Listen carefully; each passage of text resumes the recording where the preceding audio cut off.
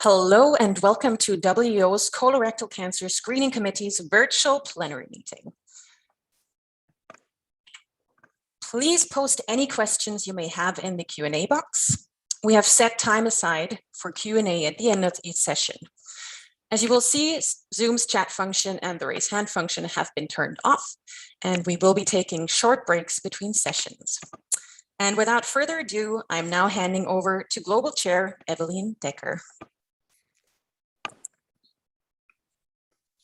Thank you so much, Alexandra, for all your work for making this webinar again today to a great success. My name is Evelien Dekker. I'm a global chair from the WEO CRC Screening Group, and I'm very happy to be opening this webinar. I've been looking forward to it a lot.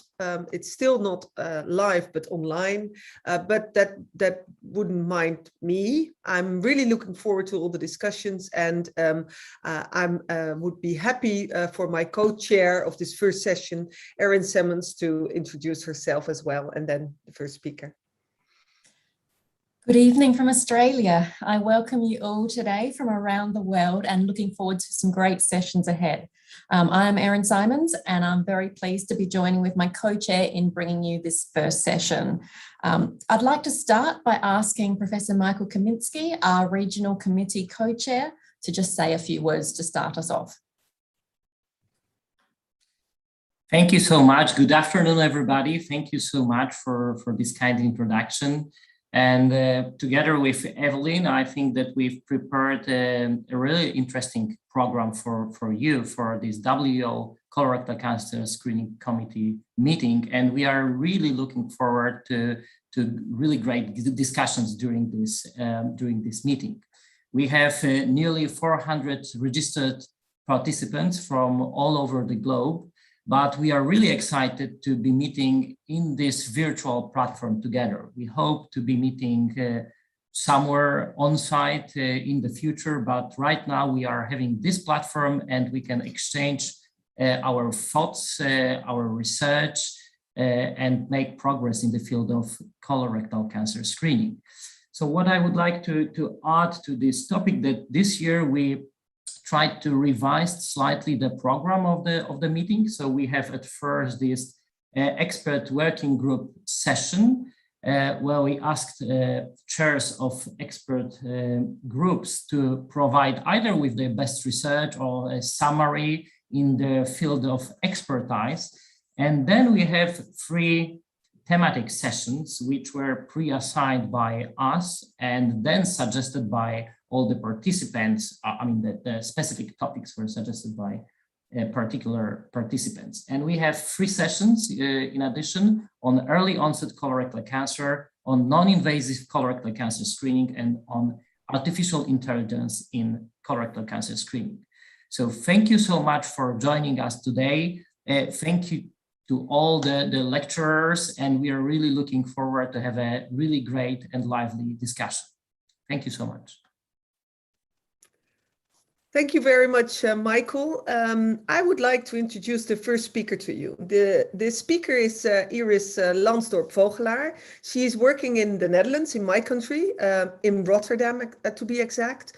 She is an associate professor at the Department of Public Health of the Erasmus Medical Center, and she will be showing us a presentation on behalf of the working group, the expert working group working on screening in a COVID era. Please, Iris.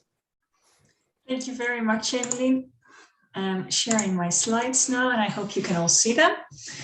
I'm very pleased to present on behalf of the COVID-19 working group and my co-chairs of this working group, Sravanti Parasha and Susan Perry, a recent development that we want to pursue with this working group. And this deals with trying to come up with WEO recommendation statements for dealing with future healthcare crises. And we would like to do this following a Delphi panel approach. I don't have to tell you anything about the huge impact that COVID-19 has had on cancer. I'm just showing you here an example from the Netherlands, where you see what the impact has been on the COVID-19 crisis on the diagnosis of cancer in the first wave of the pandemic. And you see that, for example, for skin cancers, there was a huge drop in the number of cancer diagnoses of 60% in that first wave. But even for the other cancers, the reduction in diagnosis was 25%. And this was especially true for screenable cancers. In an informal survey that was conducted by our colleague Stephen Halloran, where he approached several people from around the globe to ask them about the status of their cancer screening programs, their colorectal cancer screening programs, we saw that 23 out of the 28 programs that were being surveyed had been suspended because of this first COVID wave. And in addition, many of the other programs that still continued also suffered from the COVID pandemic, for example, in the form of a lower capacity being available for the screening, or a lower participation by individuals because of fear of overwhelming the system, or because of fear of being infected with COVID. What we also saw is that in subsequent waves of the pandemic, actually after the programs had been restarted, there had been no new suspension of these programs. So despite, for example, in the Netherlands, some of the waves following that first wave were much higher of COVID-19 infections and COVID-19 hospitalizations, still we did not need to suspend our colorectal cancer screening program again, nor any of our other cancer screening programs. And also, although we don't have real-time information on this as of yet, it seems that the impact on the capacity of the subsequent waves and on the participation of the subsequent waves might be lower than that of the first wave. And as a working group, the COVID-19 working group, we thought that maybe these differences between these first and consecutive waves imply that there are important lessons that have been learned during the first wave of the pandemic that we could use to prepare ourselves for future healthcare crises. And also because all of these programs have been restarting and they all use different strategies to restart and clear the backlog between those countries, that's also that we have some lessons that could be learned from this. And so what we want to do as a working group is to develop WEO endorsed recommendation statements of best or good practices for dealing with future healthcare crises in colorectal cancer screening.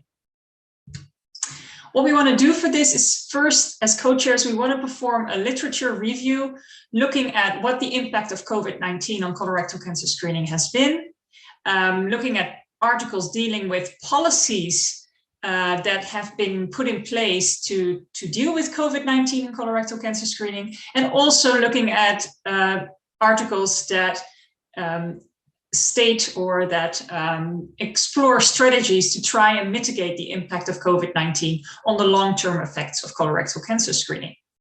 And based on this literature and as well as expert assessment, we expect that we can draft approximately 20, maybe a little bit less, recommendation statements that we could use for good practices for future healthcare crises. The statement topics that we're thinking of is thinking of governance. So what would be a good structure to work together to prevent future crises or to prevent a suspension of the program, but also what have been programs that could continue? Why could they continue while others couldn't continue? So how is their governance structure of these programs different from the programs that stopped? Also, of course, we could have statement topics on when should you suspend a program and when is it not necessary to suspend a program. We could have statement topics on what good restart strategies are with or without prioritization. We could have statement topics on how the best way to catch up your backlog of screening, and maybe with statement topics on why during a pandemic, which individuals should be prioritized within your screening programs or even within your surveillance programs. This is just one example statement that this is, I made them up myself, so this is not yet based on literature review or expert assessment, but just to give you an idea of what we might be looking for, is that a recommendation could be that we should form now already a network of cancer screening organizers, so that when a new crisis hit, these organizers have a good network that they can exchange experiences and share good practices to be better able to deal with future crises. Another example statement, for example, based on the work of my colleague Lucie de Jonge and our partners in the COVID and Cancer Global Modeling Consortium, showing that if you try to catch up missed screens, what you see very clearly, you actually don't see any third bar. So the dark blue is the additional colorectal cancer cases and the additional colorectal cancer deaths from a disruption in screening followed by immediate catch-up. And you actually see that if you do that within 6 months, then you're able to completely mitigate your impact of COVID-19 on your long-term colorectal cancer incidence and mortality. So one recommendation statement could be that you should catch up missed screens due to colorectal cancer screening disruptions. Also, of course, we realize that that might not be entirely possible. So if your capacity is limited and you're unable to immediately catch up your backlog, then another work submitted by my colleague Lucie de Jonge shows that if you don't have the capacity to catch up right away, what is the best thing to deal with? Well, then the best thing to do to reduce the number of life years lost is temporarily extend your screening interval for a period of maximum 30 months. So that could be another recommendation statement. If your capacity to catch up your backlog or to continue offering your screening is limited, the best strategy to deal with that limited capacity is to temporarily extend your screening interval. So the idea would be for us as co-chairs to come up with a set of draft recommendations. And this will be then fed to a panel of experts from the WHO Colorectal Cancer Screening Steering Committee. And the idea would be that during a first session, we would discuss and vote on these statements in a first Delphi panel.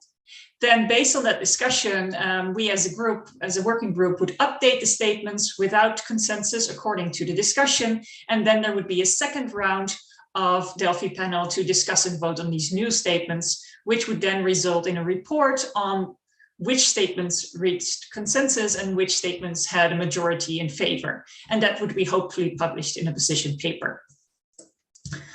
The current status is that we, as co-chairs, are to start up the literature review and drafting of recommendations. And I would like to invite all members of this working group that are interested in participating in either the literature review, drafting of the recommendation statements, or taking place in the Delphi panel to apply with me or one of my co-chairs, because we would be happy to facilitate that. And to end off with sort of a positive note, here you see the colorectal cancer incidence in the Netherlands during the COVID-19 pandemic, and you see in the dotted lines what you would expect for incidence, and you see that indeed during the first wave, we were below the anticipated or the expected incidence. But after that, after the screening restarted, you see that in the screening age, we are catching up. So indeed, we are able to try and mitigate in the long term the impact of COVID-19. Thank you for your attention, and I'm happy to take any questions later on. Thank you, Iris. I'd just like to remind everybody that let you all know that we will be doing the Q&A session for all speakers at the very end of this first session. And we should have about 20 minutes to run through all your great questions. So please keep them coming through into the Q&A box. So next, I'd like to introduce Andrew Prentice, who's the Health Improvement Principal at St. Mark's Bowel Cancer Screening Centre in London, UK. Now, he is representing the expert working group of inequities in screening, and he'll be presenting for us bowel cancer screening uptake and CRC diagnosis, all pathways, a 4-year audit from 2017 to 2020. Thank you, Andrew. Thank you, Erin. Okay, let's just get my slides up for you.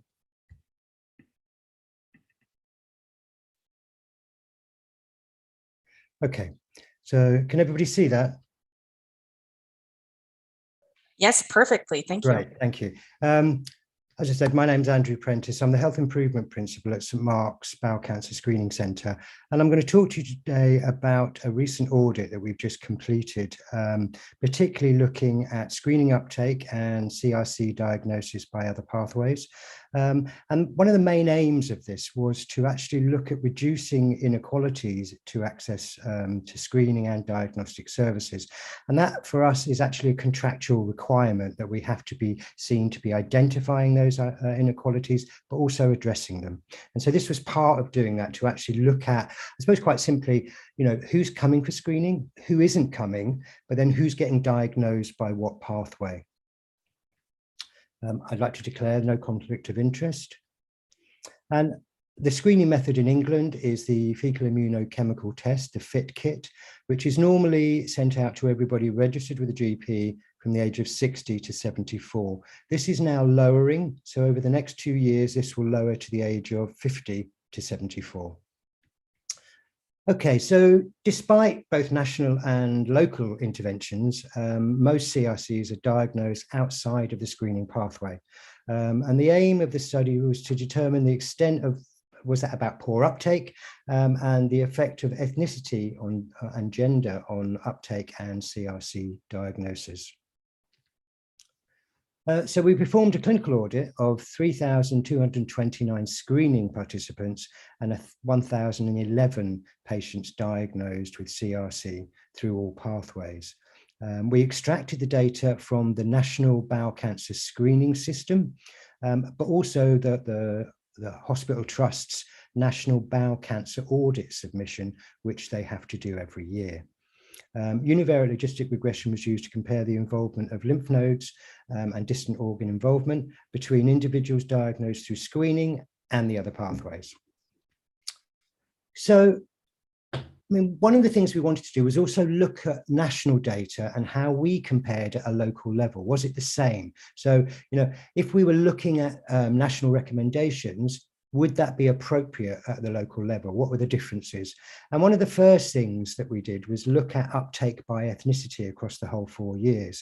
And Public Health England states that it's lower in ethnic minority groups.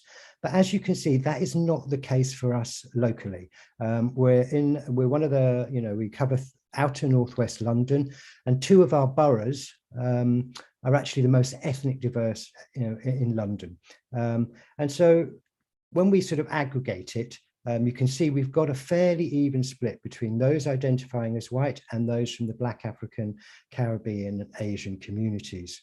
But what you will see is actually those from the Black ethnic groups have the lowest screening uptake. It comes to about 7–8%.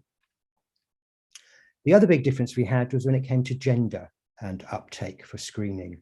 National data states that it's about 5% higher for females than males, but as you can see from our data, it's very, very different. In fact, it's 16% higher for males than it is females, which already tells us that we need to address females across all ethnicities in terms of encouraging them to come for screening. Okay, so in terms of CRC diagnosis, 1,011 patients. Of those, 446, 44% were eligible for screening at the time of diagnosis. And of these, 26%, 115 were diagnosed through screening. Among those diagnosed through non-screening pathways, 331, 210, 63% had never taken part in screening, which is quite significant. 31, 9.4 had taken part, but were not up to date, meaning they didn't take part in their last invitation round, which is every 2 years. And 89, 27% had taken part and were up to date. Now, of those who were up to date, 89, 92% of those had received a normal or weak positive test result, but then went on to develop CRC within 2 years. And I think this comes from the early part of the audit when we were still using the FOBT, the old screening kit. And 5 had received a positive result and declined colonoscopy. As you would expect, disease progression was more advanced in patients diagnosed outside of the screening pathway. 50 screening and 437 non-screening patients had lymph node involvement. And then 10 screening and 164 non-screening had metastatic disease. So in terms of variation in the referral pathway, you can see here that GP referral is by far the largest at 55%. Screening was about 12%, which is about the national average, maybe slightly lower. But of concern was the 19% that were sent through, diagnosed through A&E. And as we know, the prognosis tends to be a later stage and a worse outcome coming through A&E. Slightly higher A&E referrals than males. But what is of interest, and this picks up through the rest of the data, is the high level for any other white background. And that's the highest level for A&E as a pathway. And for us in our locality, any other white background is predominantly Polish and Romanian.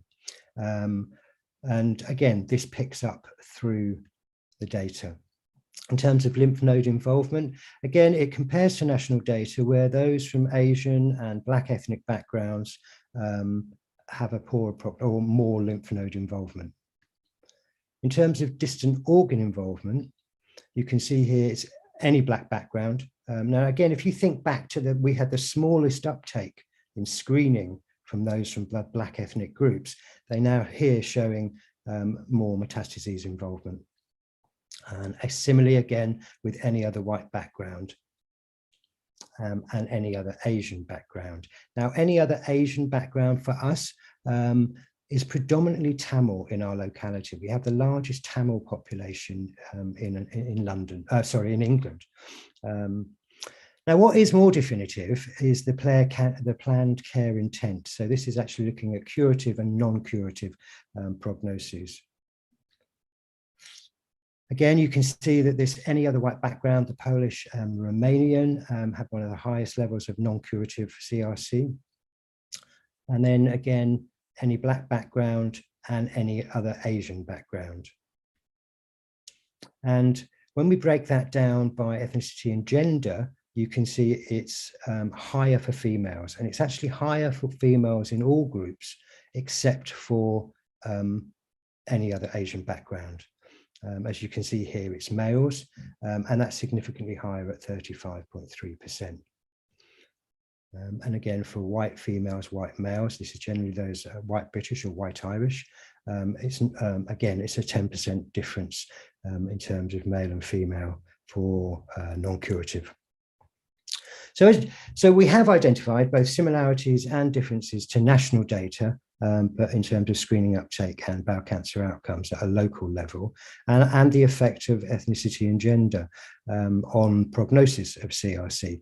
But as I said, this is all about identifying what our inequalities might be. And the reason, although some of the numbers were quite low, that actually, white other, the Polish and the Belgium, and Asian other, which is predominantly Tamil, in terms of population growth projections in our locality, they are, the highest. They're going to have the highest growth rate. So I think it's important that we're picking this up now to start and look at these equalities and be able to address them.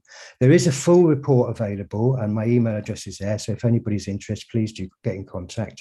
I'd just like to thank Christian von Wagner, Dr. Christian von Wagner and Dr. Robert Kerrison at UCL Behavioural Science Department who offered their support, great support through this audit process.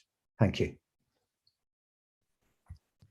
Thank you very much, Andrew, for this great presentation. So I would like to introduce the next speaker, who is actually one of the chairs of the expert working group of evaluation of new tests. And it's Carlo Signore.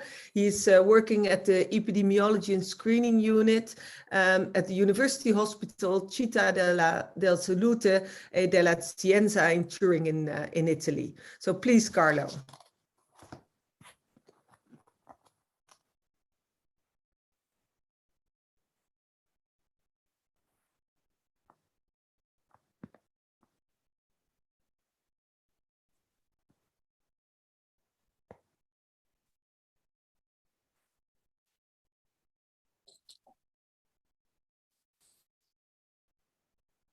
Okay, sorry for the delay. Can you hear me? Yes. It's okay. Thank you for inviting to present an update on the activity of our group and presenting also on behalf of the other co-chairs of the group. I have no conflict of interest to declare. Well, the expert group on the evaluation of new tests published some years ago a guidance document providing practical advice on how to best compare new tests and with proven screening tests. The randomized control trial showing a reduction in mortality remains the gold standard for assessing the effectiveness of screening method, but it takes time to get the result of this trial, and usually it's not so easy and it may not so feasible to implement comparative trials for all new tests. So according to the framework proposed by the working group, the evidence for effectiveness from a direct comparison with the proven test using intermediate outcomes is sufficient. It can support the adoption of a new screening test, provided the association of this outcome to the expected health impact of screening has been previously documented. The cancer-specific mortality is no longer essential as an endpoint, provided that the mortality benefit of the comparator test has been demonstrated and the biological basis of the detection is similar. The group derived 8 guiding principles arising from a consensus approach and the literature review, and also proposed a phased evaluation approach with an initial phase focused on the assessment of the accuracy of the new test, followed by a prospective and cross-sectional evaluation of the performance of the new test in the context of an ongoing screening program. But considering the advancement and the changes in the screening field, the group is now considering revising the previous recommendation. The general framework, the phased evaluation, the study design, and the endpoints considered may still be valid, but the guiding principles need to be revised. We need to take into account new issues which are emerging in the field of screening.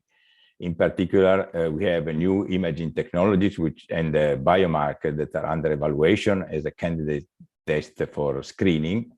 And in particular, when considering biomarkers, the utilization of biomarker panels as screening tests often requires the application of algorithms.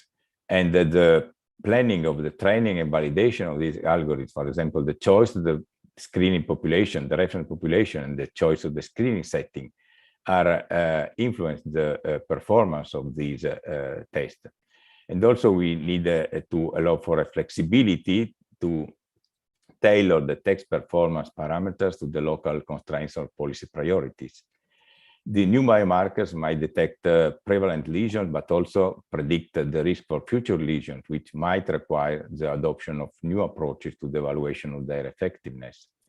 And also it seems necessary to reassess the concept of target lesion beyond early colorectal cancer. Pre-invasive lesions like advanced adenomas or advanced sessile-serrated lesions are now considered as the screening target when aiming to reduce colorectal cancer incidence. But we need probably more accurate information about those characteristics which are associated with the risk of progression, given that most of these lesions would not progress into an invasive cancer if not resected.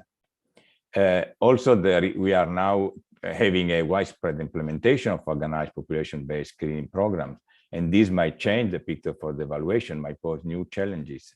The characteristics of the population enrolled in ongoing screening programs may indeed influence the result. The prevalence of the neoplasia is lower in non-screen naive population, and also we might observe an association of the screening history with the response to the new or to the established test. But also we should consider now the approaches that are not consistent often to the assessment of new tests adopted by regulatory authorities and by screening programs. Regulatory authorities are usually focusing on the performance of the test on a single round using colonoscopy as a gold standard comparator. And so the program perspective is some way missing. But the main change is, of course, the change in the comparator test. FIT is now the new standard, as several randomized control trials show that the test has improved sensitivity for colorectal cancer and the better capacity to detect advanced adenomas as compared to guaiac-FOBT, which was the standard considered in the previous paper. And the repeated testing with FIT can improve detection and then possibly also the sensitivity of the program. Sigmoidoscopy was included in the previous document as a comparator for those tests aiming to the detection of pre-invasive lesions offered at longer time intervals. As we already mentioned, we needed to have some flexibility in the performance parameter of the test. The cutoff needs to be flexible. In fact, the demand of endoscopy resources represent one of the main determinants of the sustainability of a program, and therefore the possibility to modulate the cutoff to match the local endoscopy capacity represent a requirement for the introduction of a new test. Performance should be measured simulating different cutoff levels, focus on the positivity range of established population-based programs. But we also learned from the experience with FIT screening that the analytical characteristics of the test may influence the interpretation of the result and also the clinical outcomes. So also for new tests, we need to assess these characteristics to orient the technical refinement of the method, to assess the analytical validity, and to test the test reproducibility.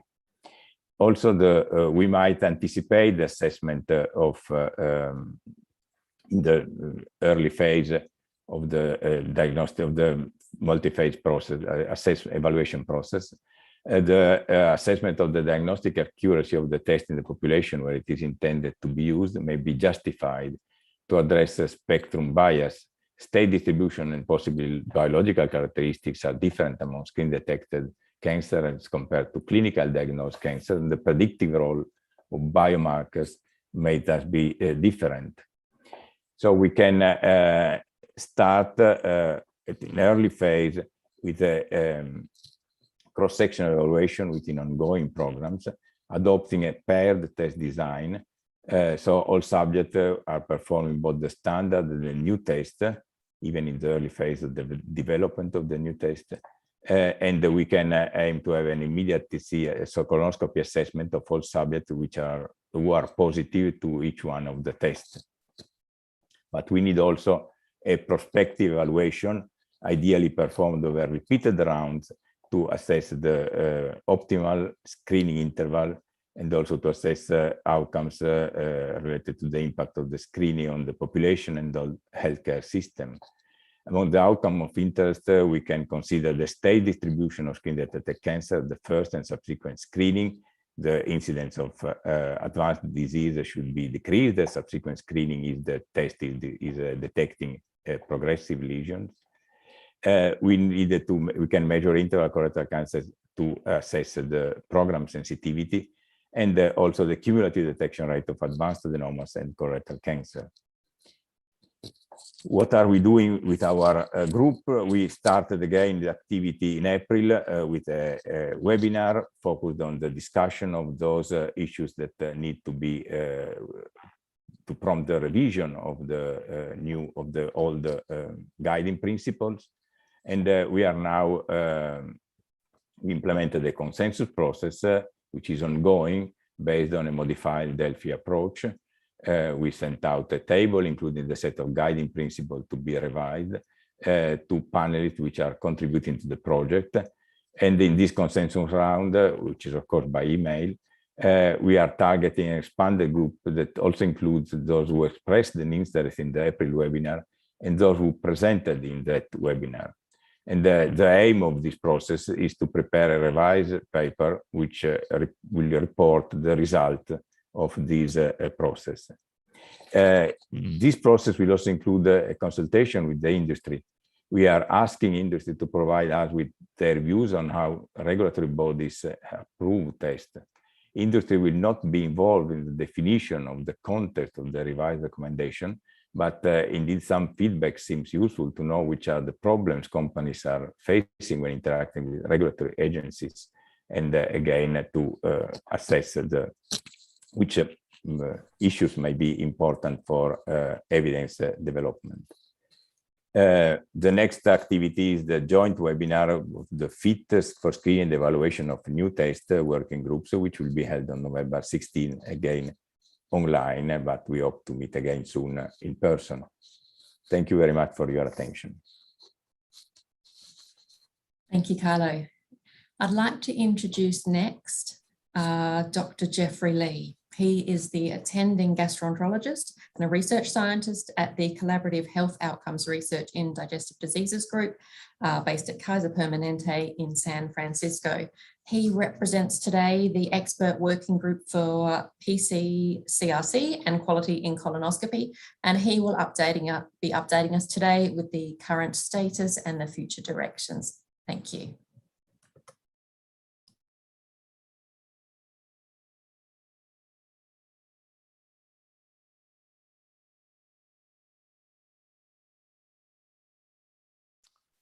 Well, good morning, everyone. From San Francisco, California, on behalf of Matt Rutter and our expert working group, we would like to thank the WHO Planning Committee, its members, and esteemed faculty allowing us to give this talk. So here's the agenda for our talk today. I'd like to discuss the burden and importance of post-colonoscopy colorectal cancer, or PC-CRC. I'd like to talk about to better understand how standardized nomenclature and methodology is critical for post-colorectal cancer studies. And I'd like to provide the latest evidence on post-colonoscopy colorectal cancer rates globally and better understand the underlying cause. And I'd like to discuss future directions too. So despite the effectiveness of colonoscopy to reduce colorectal cancer incidence and mortality, colonoscopy is not a perfect procedure. In a systematic review published in 2014, 3 to 10% of all colorectal cancers diagnosed worldwide are due to interval cancers or post-colonoscopy colorectal cancer.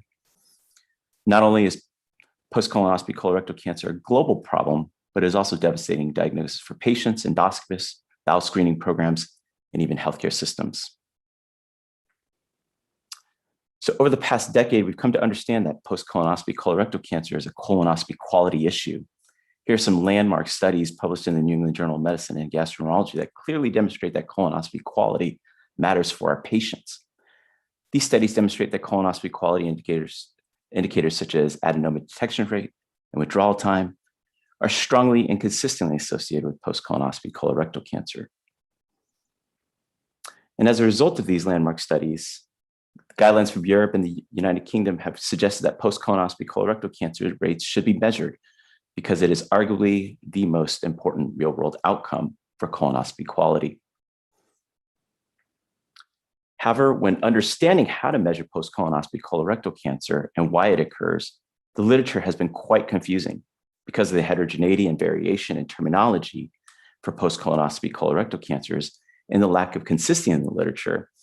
The WHO committee, along with experts in the field, developed a consensus statement on how to define post-colonoscopy colorectal cancer, how to calculate it, and how to determine the underlying cause of post-colonoscopy colorectal cancer. The WHO consensus statement defines an interval, the WHO defined a post-colonoscopy colorectal cancer as a cancer occurring after a colonoscopy in which no cancer is diagnosed. Post-colonoscopy colorectal cancers can be subdivided into an interval type and a non-interval type. An interval type post-colonoscopy colorectal cancer is a colorectal cancer detected before this recommended screening or surveillance interval. In contrast, a non-interval type post-colonoscopy colorectal cancer is defined as a cancer detected after a recommended screening or surveillance interval and could reflect failures in the follow-up process.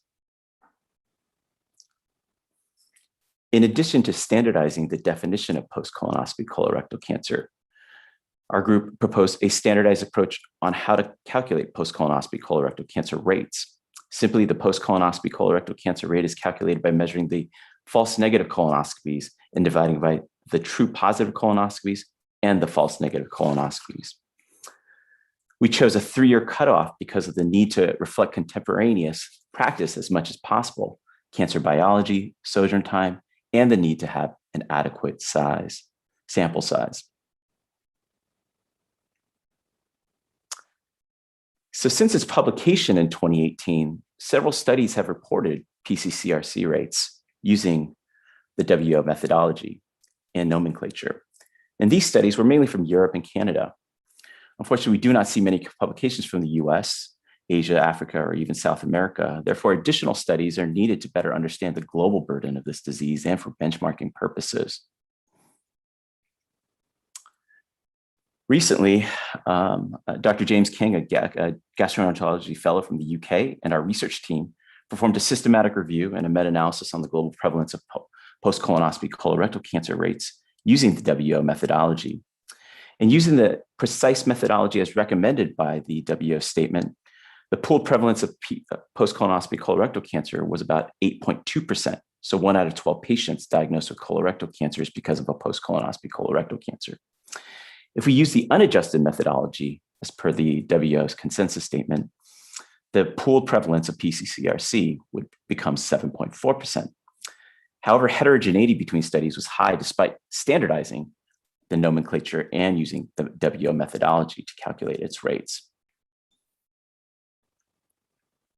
In addition, our WO consensus statement provided methods on how to determine the underlying cause of post-colonoscopy colorectal cancer. Specifically, we provided a flow diagram for clinicians and researchers to determine the most likely etiology of the post-colonoscopy colorectal cancer.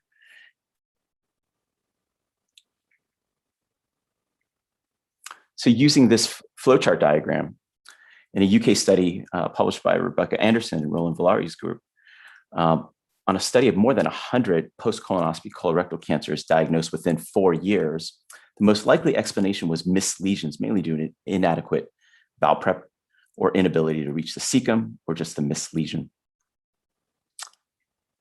In another UK study of over 40 post-colonoscopy colorectal cancers, the most likely explanation was also missed lesions despite an adequate examination. Recently, Dr. Lawrence Leung and our research team presented on what may be causing post-colonoscopy colorectal cancers in a large US population-based study. And this was presented at DDW this past year. And we found that about 75% of post-colonoscopy colorectal cancers diagnosed within 4 years were due to missed lesions despite an adequate exam. We also found that incomplete resection contributed about nearly 20% of post-colonoscopy colorectal cancer cases. So taken together, these studies suggest that post-colonoscopy colorectal cancers are avoidable with better quality in detection and resection. So in summary, post-colonoscopy colorectal cancer rate is an important quality measure for colonoscopy services. We see that standardization, nomenclature, and methodology are critical for benchmarking purposes. However, based on limited studies, we see that the post-colonoscopy colorectal cancer rate is about 8%, or 1 out of 12 patients diagnosed with colorectal cancer. And we're able to show that the most common cause of post-colonoscopy colorectal cancer cases diagnosed within 4 years were due to missed lesions. So future directions. Indeed, we need more studies across the globe on post-colonoscopy colorectal cancer rate for benchmarking purposes. Specifically, what is the ideal and aspirational post-colonoscopy colorectal cancer target that we should all be striving for our colonoscopy services and bowel screening program? What interventions are effective in reducing post-colonoscopy colorectal cancer rates? And how do we drive down post-colonoscopy rates in high-risk groups, particularly with individuals with Lynch syndrome and with inflammatory bowel disease? And lastly, what are the underlying the main drivers of post-colonoscopy colorectal cancers that are diagnosed within 4 years? There's only been 2 published studies on this topic, and more post-colonoscopy colorectal cancer audits are needed. So I'd like to thank everyone and happy to answer any questions afterwards. Thank you so much, Jeff.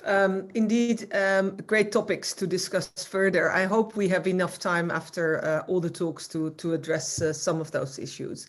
I think this nicely aligns to the next talk, which will be given by the two chairs of the expert working group on polyp detection, characterization, detection, and AI. And the two chairs are Yuichi Mori from the Clinical Effectiveness Research Group of the University of Oslo in Norway, and Daniel from Renton, who is an associate professor of medicine at the University of Montreal in Canada. They will focus their talk of this working group on detection and characterization of polyps, which I think it nicely aligns, as it would, if optimized, it would reduce the PCCRC rate, as we just heard. Please go ahead.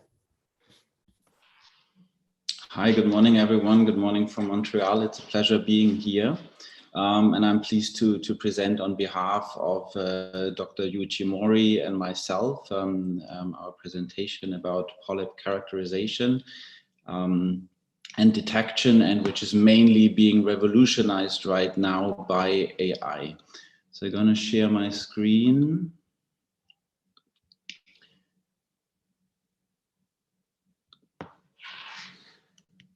These are our conflict of interests.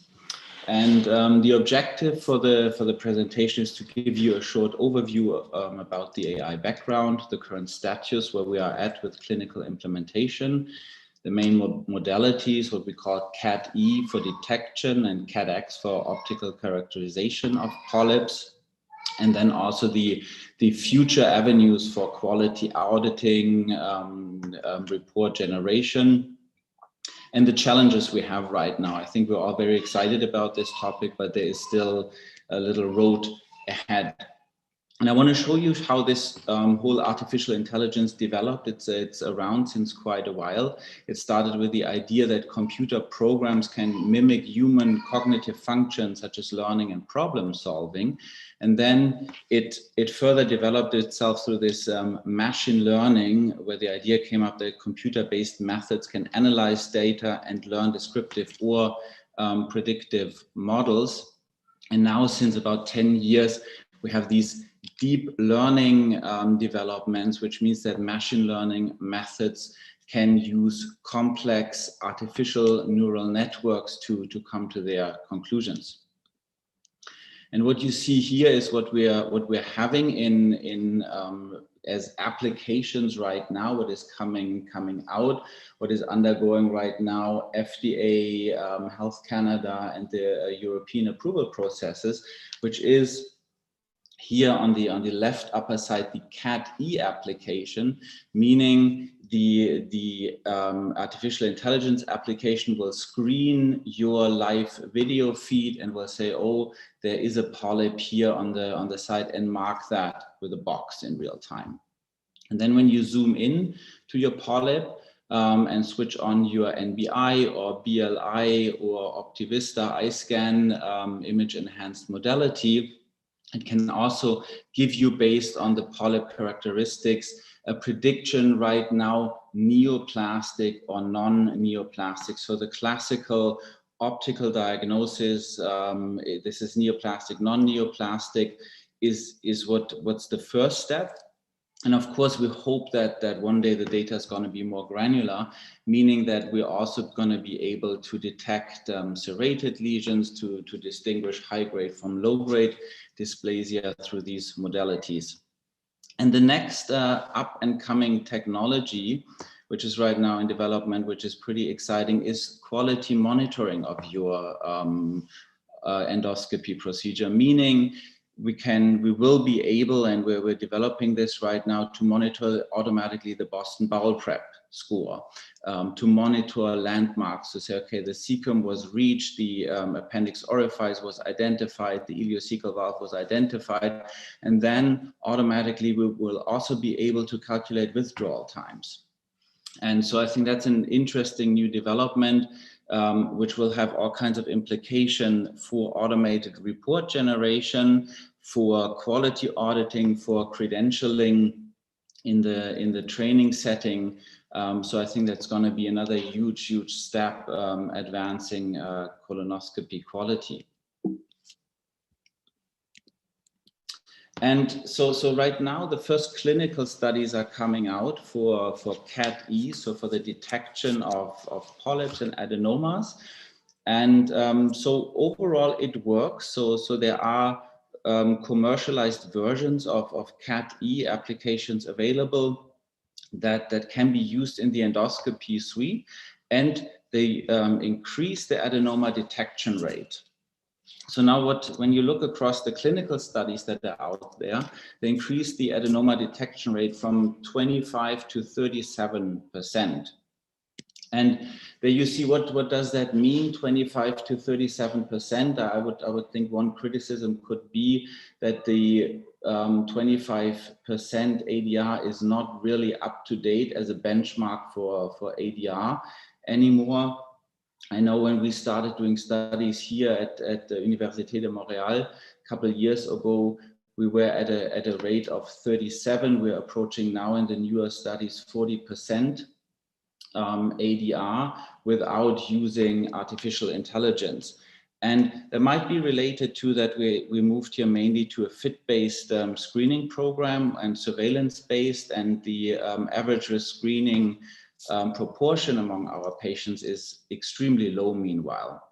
So what do these technologies mean for a fit-based screening program for a high performer versus a low performer endoscopist, or if you combine other technologies to open up folds and these cap for the endoscope tip? We don't know that yet. So there's a way to go with studies.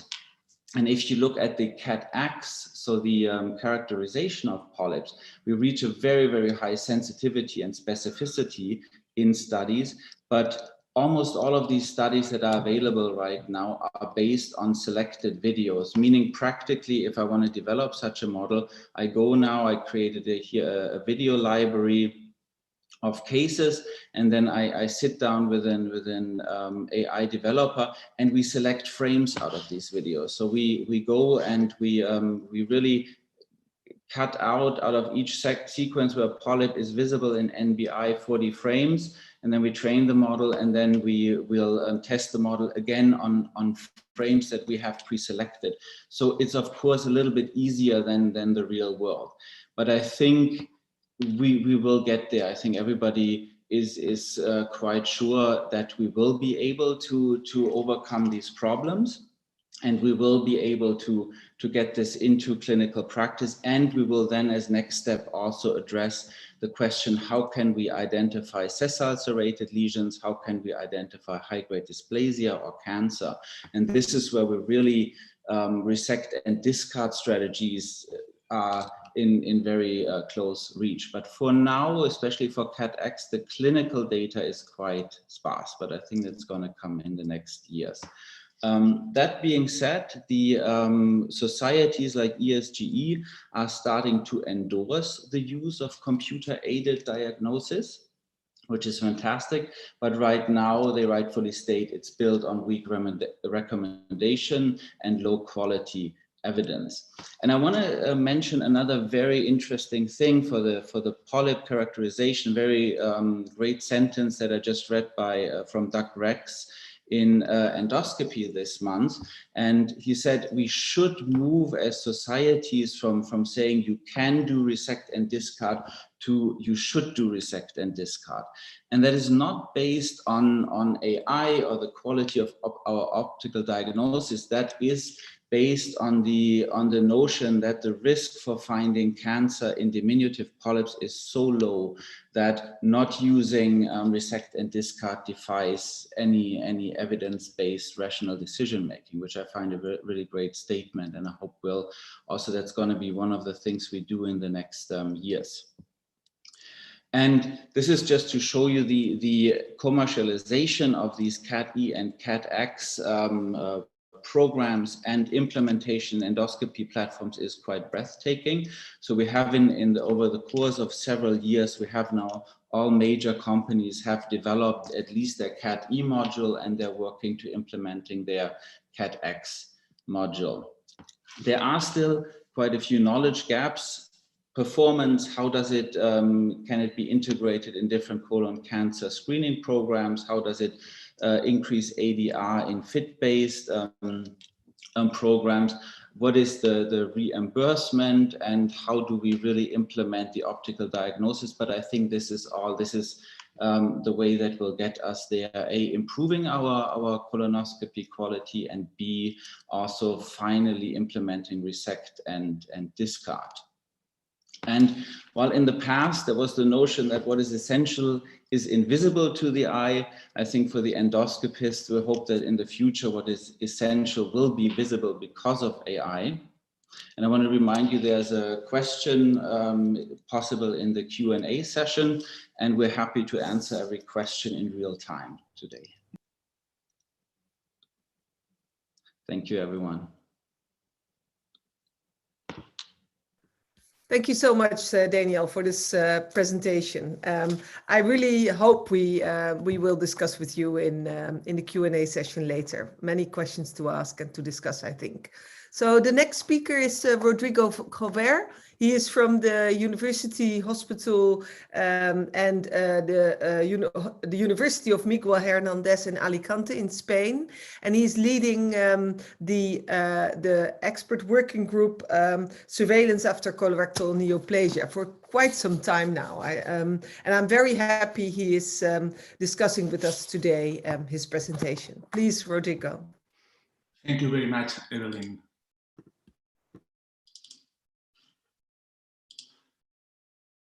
Okay, good morning to everyone, or good night, or good afternoon.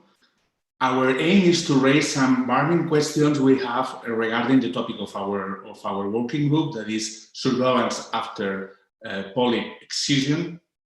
And the first of these burning questions is exactly who benefits from surveillance. Could we be more fine in looking for the people that are at risk of metachronous colorectal cancer? The second question is, how should we do surveillance? Initially, everything in surveillance is colonoscopy, but perhaps we can move to other methods, for other more practical methods for making surveillance. And finally, we wonder also if is surveillance working well enough in high-risk patients. Why these high-risk patients still maintain this high risk even after removal of the advanced lesion, and which are the mechanisms behind that, and what can we do for improving that. Then we will discuss what research do we need, or what should we do differently today. Answering the first question, who benefits from surveillance, I would like to show this result that we already presented in the last WHO meeting, about a systematic review with manuscript is in preparation, and we can, inside the high-risk group, we can distinguish between two risk groups. We have here, we have the colorectal cancer incidence after excision of polyps larger than 20 millimeters or with high-grade dysplasia is still high, this colorectal cancer incidence, but in other groups, on the other hand, we don't have so high colorectal cancer incidence, especially regarding multiplicity. We can also see here how people with excision of non-advanced adenoma have more or less the same risk than people with normal colonoscopy, as we already knew. So who benefits from surveillance? The best candidates are those with high metachronous colorectal cancer risk, specifically people with high-grade dysplasia and people with removed large adenomas larger than 20 millimeters. So we should refine what is actually this high risk, and we should make more research about the role of multiplicity, the role of size, and the role of pathology. Another question is about what is really this high risk. All the studies are giving the results talking about relative risk, but probably everything is more clear if we talk about absolute risk. And talking about absolute risk, we can see how this absolute risk difference is not so high, and we need huge number needed to scope to detect one additional colorectal cancer in people with multiple adenomas or in people with villous component, as well as in people with adenomas larger than 10 millimeters. And we only have acceptable number needed to scope for detecting one additional colorectal cancer in people with removal of large polyps or high-grade dysplasia adenomas. So that's something to think about. What are we talking about when we talk about risk? The second question is, how should we do surveillance? And probably here we have a large room for innovation. Everything is colonoscopy. We should explore non-colonoscopy approaches. Also, we should study or investigate in optimizing intervals to the level of risk. Depending on the level of risk, probably we should use one or other interval. And finally, we should know what should be the standard of care at the screening of colonoscopy. Should we use devices? Which will be the role of artificial intelligence that has been raised right now? Which will be the role of artificial intelligence in modifying surveillance interval or in protecting people against metachronous colorectal cancer? And also another open question is about the level of detection of endoscopy. There are clear evidences from the Polish group that it depends on the performance of the endoscopists who make the baseline colonoscopy. The risk of colorectal cancer can be double or triple. So we have to figure out how to include this point in the algorithm for surveillance. And finally, the third question is, is surveillance working well enough in high-risk patients? Because after high-risk lesion removal, we can accept a remaining high risk of metachronous advanced polyps, but we would like to see a low risk of colorectal cancer, and we are not sure if we are achieving that. In this other meta-analysis recently published, we see how the relative risk of people for colorectal cancer incidence and also mortality of people with high-risk adenomas removal is triple compared with people with no adenoma. So we are removing these lesions, but we don't know how are we lowering the risk of developing a colorectal cancer by means of surveillance. In a Delphi process we made in this working group, we identified several situations, and in the situation where at surveillance the colorectal cancer risk is high, there is a high colorectal cancer risk yield, we can affirm that this cohort is at risk. We don't know if this is because current surveillance is ineffective or the quality of the prior colonoscopy was inadequate, or it is also possible that colonoscopy interval is too long. And these are all questions for research. Because which is the acceptable level of risk we can admit after removal of colorectal of high-risk lesions? In this Delphi process, we didn't find agreement on if the risk should be reduced to the general population level or should be lower than the general population level. But to maintain a risk higher than the risk of the general population was not an option. However, in the evidence we have, we see in this Norwegian study that people with high-risk adenoma show a higher risk to death from colorectal cancer, a risk of mortality for colorectal cancer higher than the general population. So we probably will have to investigate on that, and we have to improve how are we doing surveillance.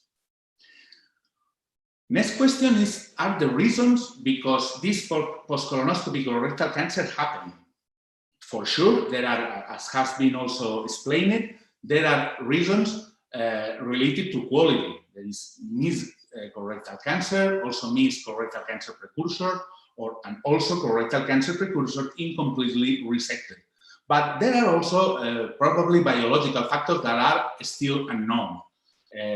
Why we can have fast growth lesions, or if there is any any field effect that explain this grow and regrow of colorectal neoplasm in the same patient.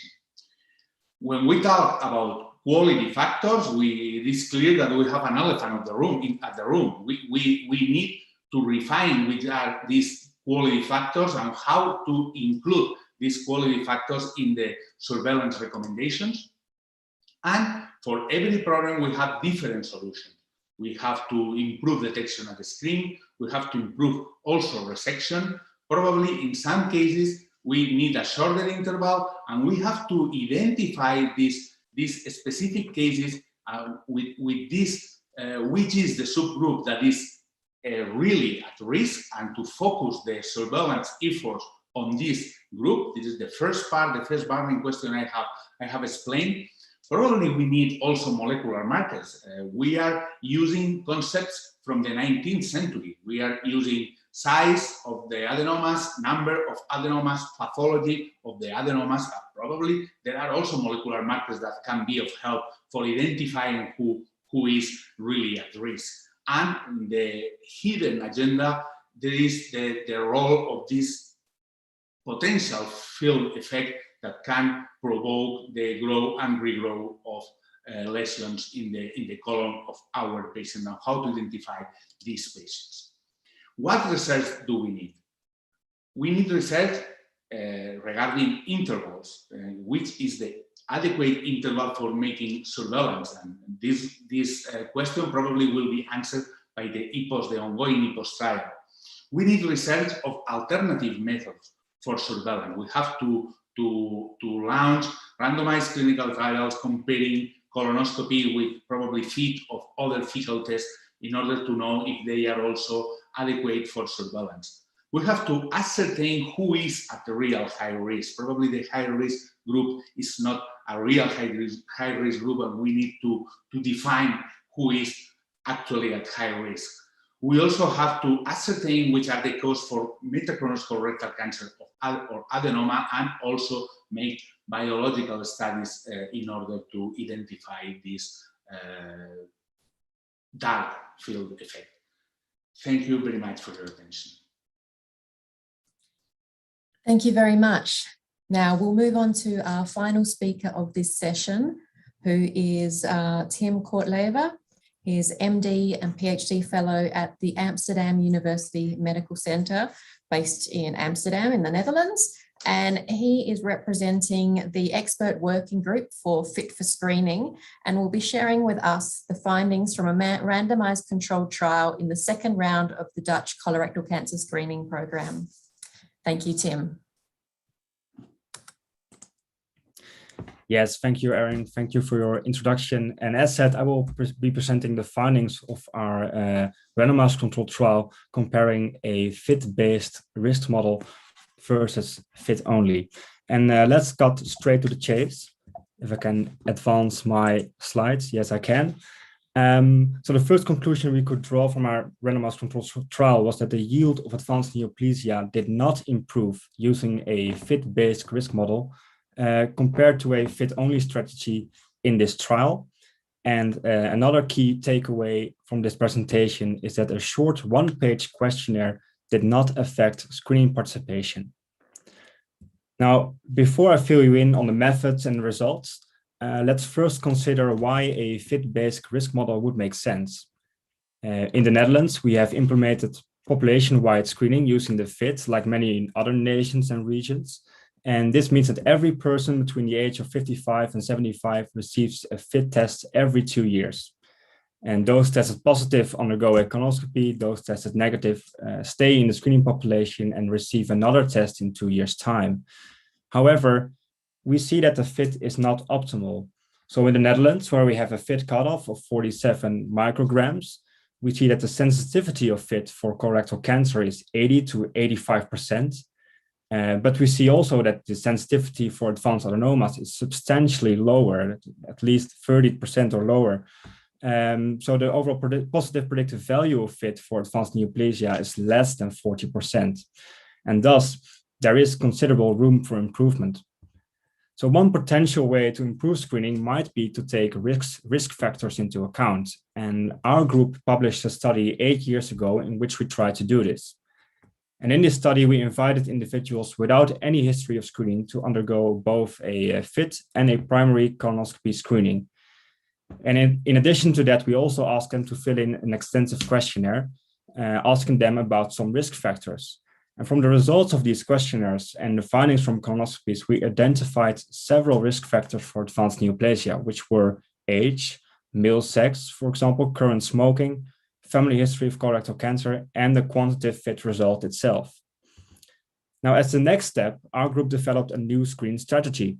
By combining the results of the FIT, the quantitative result, and the answers from the questionnaires into a logistic regression model, we could calculate the risk of detecting advanced neoplasia at colonoscopy on a scale from 0 to 1. And by selecting a cutoff point for a certain amount of risk, we could select individuals with the highest risk to undergo colonoscopy and individuals with the low risk to stay in the screening population. For example, a 75-year-old male who smokes and has a family member with colorectal cancer will have a high risk, even if his FIT concentration is relatively low, and will likely receive an invitation for colonoscopy. Now, our group found out that this strategy improved the yield of screening. Out of the 102 individuals invited for colonoscopy with FIT in this study, 36 had advanced neoplasia, while with the same number of individuals invited for colonoscopy with a risk model, it identified 5 more cases of advanced neoplasia. However, this result was achieved in a retrospective manner and also in the same population in which the model was developed. So this leads us to the main motivation of our current study, which was to assess the diagnostic yield of a FIT-based risk model prospectively and compare to FIT in a screening program. And to do this, we designed a randomized controlled trial. And we invited 23,000 individuals who were due for screening in the Dutch CRC screening program in the second round. And we pre-randomized them into 2 groups, a risk model group and a FIT group. And we asked all invitees to perform an informed consent form and to send it back to us. And then those in the risk model group also were sent a FIT test and a questionnaire, a 1-page questionnaire. And they sent it back to us and we assessed the model. If the risk model indicated there was a risk of 0.10 or higher, they were invited for colonoscopy. Or if the FIT indicated they had a FIT of 50 micrograms or higher, they were also referred for colonoscopy. On the other hand, in the FIT group, they only received a FIT test, which had the same cutoff point of 50 microgram. Now, following up from the aim of our study, our primary outcome was the yield of advanced neoplasia, and we expressed this as a number per 1,000 invitees. Secondary aims of the study included the assessment of whether a short questionnaire had any impact on screening participation. So we also checked on the participation rate. And we also looked at the standardized yield of advanced neoplasia, which is the yield when there's an equal number of test positives in both screening arms. Finally, we also looked at the yield of proximal advanced neoplasia, and that is defined as any advanced lesion detected proximal to the descending colon. Now let's take a look at the results. So we invited almost 23,000 individuals and we pre-randomized them into the risk model group and the FIT group, which each had over 11,000 invitees. Now around 3,400 people in each group consented, and we saw that a little over 3,000 people actually returned the questionnaire and the FIT in both groups. So we see that the participation in the risk model group is 27.4% against 27.0% in the FIT group. And naturally, this is not a statistical significant difference. Also important to note here on this slide is that the screening participation in this study is much lower than in the Dutch national CRC screening program, which has a participation of more than 70%. One possible explanation for this could be that we were required by the National Health Ministry to collect informed consent forms, which may have been a nuisance or a barrier for invitees, but also that the recruitment of this study took place when COVID-19 erupted in the Netherlands, and which may have an effect on participation. Now, continuing, you can see that the positivity rate in the risk model group was slightly higher, 6.0% compared to 5.3% in the fit group. And consequently, we also performed more endoscopies in the risk model group. Ultimately, we diagnosed 42 people with advanced neoplasia in the risk model group compared to 39 people in the fit group. Now, yeah, 32 versus 39 is barely different, so it may not come as a surprise that there was no significant difference between the two groups in terms of the yield of advanced neoplasia per 1,000 EVTs. And you can see it in this figure here, where the bar in red on the left represents the yield of advanced neoplasia in the risk model group, which reached 3.7, compared to the bar on the right in blue to that of the fit group, which reached 3.4. Now, however, as I've explained earlier, we also performed more colonoscopies in the risk model group because the positivity rate was higher. And in order for a more fair assessment, let's move on to the standardized yield of advanced neoplasia. And remember that this is the yield of advanced neoplasia if you would invite an equal number of positives for colonoscopy in both groups. And that comes down to the 161 individuals with the highest risk in the risk model group and the 161 individuals with the highest fit in the fit group. And this time the yield in the fit group is slightly higher, albeit that there's again no statistical significant difference between the two strategies. Finally, let's take a look at the yield of proximal advanced neoplasia. So any advanced lesion detected proximal to the descending colon. And there, interestingly, we found more at proximal advanced neoplasia in the fit group, whereas we expected perhaps that the risk model would do better because it would select risk factors. But again, the difference was not statistically significant different. So as we have seen, the yield was similar in both groups in this randomized controlled trial. And of course, we ask ourselves, what could be the reason that our fit-based risk model had a significant effect in our development study, but failed in this randomized controlled trial? And we think there are several factors contributing to this. One of these is that the population in a randomized controlled trial was roughly of the same age, which you can see here in this graph. So there was little variability. And since age is an important risk factor in our model, a restricted age range limits the effectiveness of the model. A second factor concerns another risk factor in the model, which is smoking. And we found that substantially fewer people smoked in this randomized controlled trial than in the development study, which could either be the result of smoking cessation campaigns that have been taking place in the years between the two studies, or because more healthy participants participated in our study this time.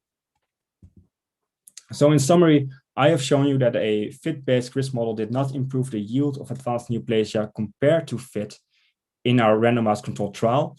And I've also listed two possible explanations for this. Finally, we've also seen that a short one-page questionnaire did not affect screening participation.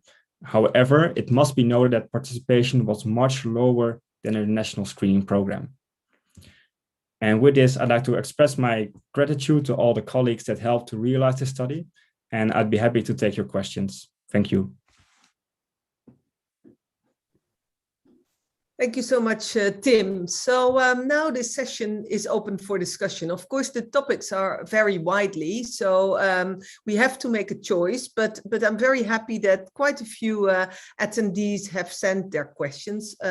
Please go ahead with doing so, but I would like to address the first question to Carlos Signore, which is from the audience, which is stating that the presentation you give, you show like a great deal of work to prove a new test. What do you feel is the bare minimum that is needed?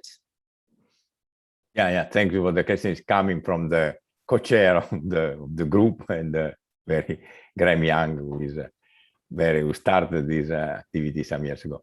Well, in fact, the testing, the evaluation process is in fact a resource demanding activity, but I think that there are options in terms of design and on the approach of the evaluation, the phased evaluation that can reduce the amount of work and anyway the amount of time, because the problem is also getting some answer in a relatively reasonable time, not waiting for 15 years like in many trials focused on mortality.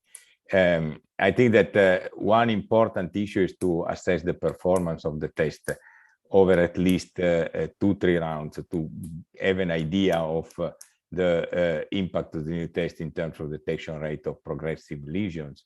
You would expect to see in if the test is detecting progressive lesions, you would expect to have a reduction in the detection rate of advanced lesion in the advanced cancer in the subsequent round, and you might expect a decrease in the internal cancer rate, or anyway to have a similar pattern for the new and for the established test.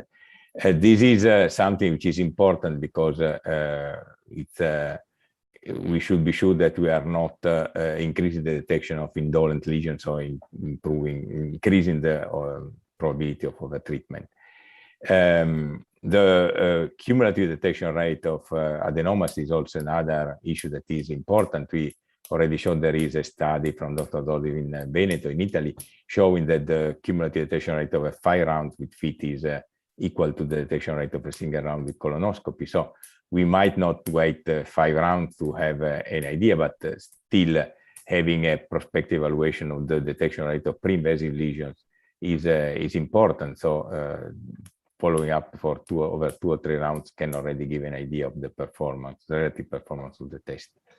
I think that is something that could be important. And at the beginning of the evaluation, it would be important when you compare with FIT to use a very low cutoff with FIT so that you can assess the performance of the new test on a cross-sectional basis over a wide range of possible cutoff, starting from very low to very high, so that you can start to have an idea of which could be the best option, the best threshold to use for your program. So there are design options, and of course there is some timing which is necessary anyway. I mean, at least 4 or 5 years over a couple of rounds to get some idea of the relative performance of the test. I would say that. Yeah, can I just say a word about that? Both, of course. Sure. Yeah, I mean, what we consider, we have our ideas of what would be adequate, but we also have to face what regulatory agencies and third-party payers think. And as some of you may know, this current year, Medicare in the United States set forth some, for instance, parameters for blood-based tests. And while the bar for sensitivity and specificity probably were not unreasonable, they may be difficult for some things like advanced adenomas. It depends what your endpoint is. But the other thing they insisted on is that it be included in at least one major society guideline, and that's where our job is really to decide what what's adequate and what's not adequate. But ultimately, these are going to have to be cost effective, and intended use is a big issue for regulatory agencies. So we don't have the final say, but at least I think we should have a large say in what the endpoint should be. Sounds like it's going to be a very exciting challenge for everybody in the biomarker space. We might move on to another question for Dr. Lee. So this question comes from Jill Tinmouth in Canada, and she says, great talk. You note the need for more study on PC-CRCs in patients with Lynch and IBD. Given that these patients often undergo screening at intervals less than 3 years, and that cancer in these patients may have a different natural history, can you comment on the challenges in applying the WEO definition to measure the PC-CRCs in these groups? For example, for them, a cancer that is defined as a PC-CRC may result from good practice, such as adherence to colonoscopy every 1 to 2 years. Very good question there. Yeah, very good question from Jill. So it is incredibly challenging to address this particular population with our current consensus statement. And I think that's something that our group needs to do in terms of future directions on how to be able to determine the underlying etiology, because right now, even with the proposal that we have from our 2018 consensus statement, just looking at the underlying etiology of why a PCCRC may occur in a specific, in the general population, we use a cutoff of 48 months. And we felt that was a reasonable time, an assumption based on the sojourn time of preclinical cancer progressing to detected cancer, which ranged anywhere from 4.5 to 5.8 years is what we kind of were able to determine. So 48 months was kind of the cutoff. So we definitely need to consider adjusting for that particular population based on what you've described on your question. They have this accelerated biological pathway from the adenoma carcinoma sequence. So what is the magic number? We will have to determine a little bit more, hopefully maybe with your involvement too. But at least what we can do based on the WHO consensus statement is be able to assign whether this PCCRC within an IBD population is because it was an interval PCCRC or it was a non-interval PCCRC type. And that can tell us whether it was due to a potential mislesion or due to a failure in follow-up practices. So at least we have some guidance from that perspective, but a lot more work needs to be done. And thank you. I really appreciate your question. Continuing on this topic a little bit further, on the topic of lesion detection, I think it would be nice to discuss issues like what kind of lesions do we need to detect, and do we need to resect all those tiny lesions? Is it of that much importance? There's actually a question on that. Maybe Daniel could address that topic first. Yeah, I find it a very, very interesting and good question, and I'm also very curious to hear Yuichi's thoughts on that. So from my end, if I go first, I think yes, we also need to be able to leave some polyps in place, and we're dealing right now with increasing polyp detection rates of especially diminutive hyperplastic polyps. I know recent publications will go up to 70–80% of these detection rates. So yes, I think for right now we should be guided by the PIVI recommendations, meaning rectosigmoid can be left in place if the NPV for optical diagnosis is above 90%, and I think with AI-assisted endoscopy will easily get there. I think. And the other interesting part in that question is the benchmark ADR. If we do resect and discard, do we have a reference standard then? I would say yes, especially with AI, because there's this very fascinating publication showing that the endoscopist sees an adenoma, AI sees an adenoma, and both have high confidence, and the pathologist says, no, that's normal colon mucosa, something else for 1 to 3 millimeter polyps. And I think here often specimens get crushed or destroyed while on their way to pathology. So I think, yes, we will be able, or we should be able to rely on AI to give us our ADR benchmarks. Yeah, and I also would really like to hear Yuichi's comments on this, because I think that's a good topic for discussion. Yeah, thank you, Daniel and Evelien. I think this is very important issue because, as Daniel mentioned, that the adenoma detection rate is going up year by year with the technology development. And as I'm a Japanese endoscopist, so I have some idea about this one, because in Japan, the guideline recommends the leaving of the diminutive adenomas during colonoscopies, which is very unique guideline if we look at the Western world. But in my experience, I haven't experienced any discouraging issue related to this guideline recommendation.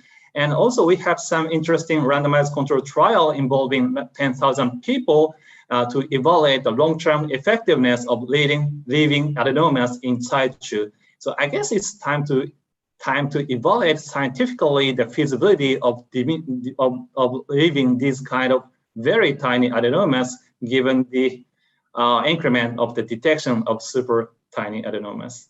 But I don't know, but I guess it's time to evaluate this feasibility, I guess.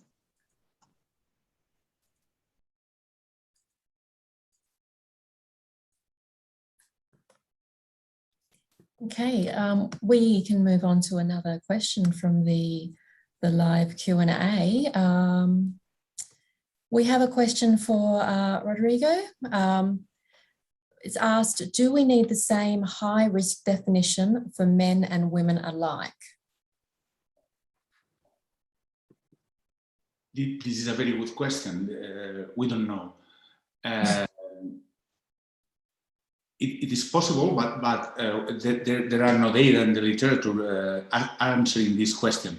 This is one of the secondary aims of the EPOS trial, to see if the development of colorectal cancer advanced lesion is the same in men than in women. So it's very difficult to include that, because we should have a lot of evidences for changing the guidelines in that sense. I think that for example, for screening, it is quite clear that probably the cutoff of fit tests could be different for men and women, but that has not yet been changed. So that's a difficult question, but very, very, very pertinent question. Thank you so much. Sorry, I was going to say, if I may just continue along those lines, related to your presentation, I was quite curious as to a lot of the risk factors related to advanced adenomas seem to be presented as individual risk factors. So size greater than 20 millimeters, high-grade dysplasia. Do we see a cumulative effect of multiple factors? So if a adenoma is large and with high-grade dysplasia and with villus morphology, do we see an increased risk in these polyps? Sorry, I don't get you. Sorry, when you describe the advanced adenomas, there seems to be individual morphology features which increase the risk of each type of adenoma. So such as size greater than 20 millimeters and the presence of high-grade dysplasia. Do we see a further increase in their high-risk status if these features are combined? We don't know. There are no data for in the systematic review we did. We didn't find. Actually, we didn't analyze that, but I guess we don't have enough data for because in the majority of cases where high-grade dysplasia is included, there is no specification of the size. I would say even more dark the point of people with high-grade dysplasia but small adenomas, because probably this is the target for a study. This is a good target for studies, because we don't know, because both characteristics, dysplasia and size, are frequently associated. But it would be interesting to know if the risk in people with small high-grade dysplasia adenoma is also higher. It looks like that because this is an independent factor, but it would be very interesting to have that specifically addressed. Thank you. So we have a few more minutes. I would like to address two questions to Tim Kortlever. Questions from Kevin Selby and Tom Imperiale address the same issue, which is the fact that you invited second round participants. Why did you do that? And might that be another reason for having an insignificant result? Yes, thank you for your questions. I think they both raise an important point. Let's first start with the why. Why did we target second round individuals? And that was initially not a plan. We initially targeted first round individuals. That was the model. That was the because the model was developed on a screening naive population, but there were some delays in requiring ethical approval. And you must also understand that we started screening for colorectal cancer using the FIT in the Netherlands from 2014. And since then, the program has rolled on. And at the moment, we could conduct a study. A second round population was the best population we could go for in terms of variability in age and also screening history. So that's why we've chosen a second round screening population. And could it have influenced the results? I think certainly, to a certain extent, yes. Of course, in the first round, those with a positive FIT may have had risk factors and had colonoscopy and thus could not be included in this study. So you have all people with a negative first round FIT and therefore probably also a reduced risk for advanced neoplasia. So it could definitely lower the risk. Still, it's just part of the explanation, I think, because there's still a difference between the two strategies. And I think it's also an important direction for future research to include information on previous screening rounds. That could be participation or, as some have suggested, the FIT result itself into a model for future risk stratification. Thank you, Tim. So, Erin, we have, I think, time for one more question. Maybe you have one for one of the other speakers. There is a question that we could have a few speakers contribute to. So this comes from Finlay McRae in Australia. He mentions that cut and discard without a diagnosis diminishes the importance of the number of adenomas and polyps for determining referral for genetic testing. How can cut and discard policies be consistent with referral for genetic testing, which is based on number of adenomas? So who would like to start us off with that discussion?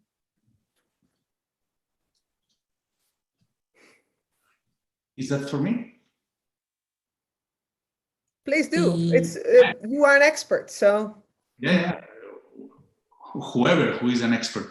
So, are you asking about the relationship between molecular markers and number, or what is it? The issue is to diagnose polyposis, you need a number of adenomas. And if we are ignoring the tiny adenomas, we might not be able to make such diagnosis accurately, as far as I understand. So I don't fully understand the question. Which is the point? Well, the point is, if we would not be willing to count all the tiny diminutive adenomas, we might not be as accurate in diagnosing polyposis in our patients. Yeah, probably for diagnosing polyposis, you have to count all the adenomas you see, the tiny and also the big one, because the definition of polyposis is with all the adenomas. There is not the definition of polyposis with the size of adenomas. Yeah. So I think, for example, it depends on the definition of polyposis. If you want to define a classic polyposis with more than 100 adenomas, it's the same. If you probably you should move the definition of polyposis with the technology we use for detecting these adenomas. If the cutoff for saying this is a polyposis is 10 adenomas, probably we are seeing now more people with 10 or more adenomas that we saw in the past. So probably we can move the definition of attenuated polyposis depending on the technology we have for that definition. Yeah. So maybe a last word from Yuichi about this, because in Japan you have that different guideline. Does this have consequences for this topic? Yeah, you mean the its definition depending on the number of the histologically proven adenomas, or just the detected number of indeed, adenomas? so you leave those tiny adenomas inside you. Would it mean that you still count them and report on them without resecting, or do you ignore them? Yeah, that's a nice question. Actually, we write down everything that we saw during the examination based on the endoscopic finding, personally based on NBI or BLI. So everything is based on prediction, unfortunately. Based on this prediction, we are seeing the interval surveillance and other steps, including the diagnosis of the FAP or the polyposis. So maybe there's a lot of the argument from the Western side, but this is the culture in Japan. Thank you so much. So I think we need to close this session. It was a great pleasure for me to chair it together with Erin Salmons, all the way from the other side of the world. I was very happy with the presentations and the discussions, and I hope the presenters are willing to answer the other questions that we could not address live in the Q&A. So please take some time to look at it. So we have a shorter break than predicted, but that's because we really want to accommodate the questions and answers, and we will reconvene in 7 minutes from now, maybe 2 minutes longer, because we have in the meantime some presentations from the sponsors without whom we could not hold such online sessions. So please stay close, and we will see each other soon again.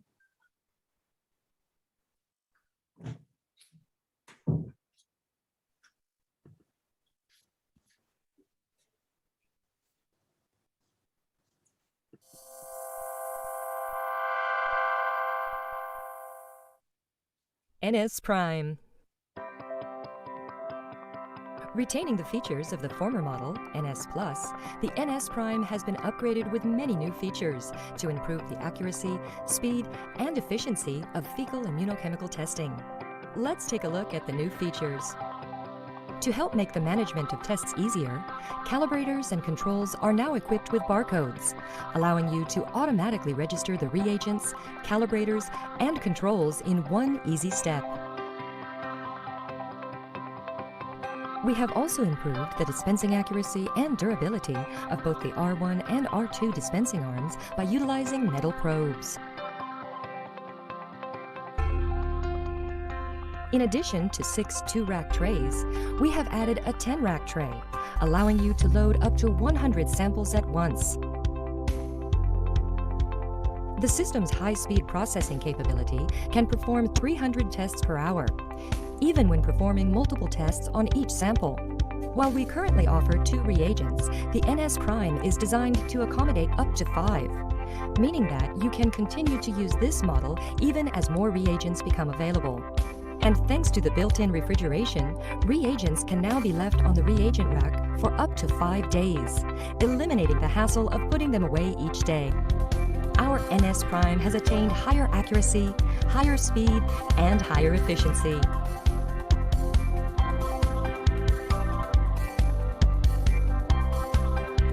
Alfresa Pharma Corporation, continuing to serve your various needs. Alfresa.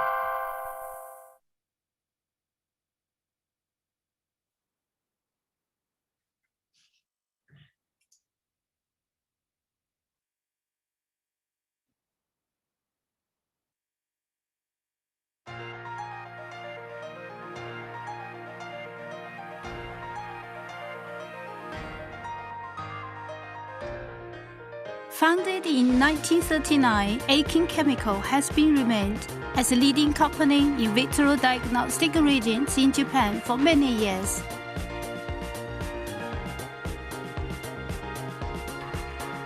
Beginning with the first generation OC sensor in 1989, various devices under the OC sensor series brand have been developed.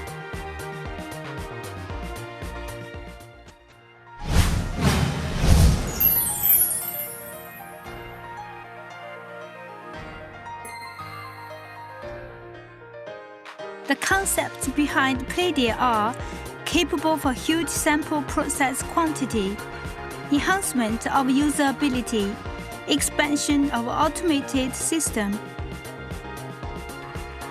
This concept makes possible to improve usability and processing capacity while retaining a compact and attractive design.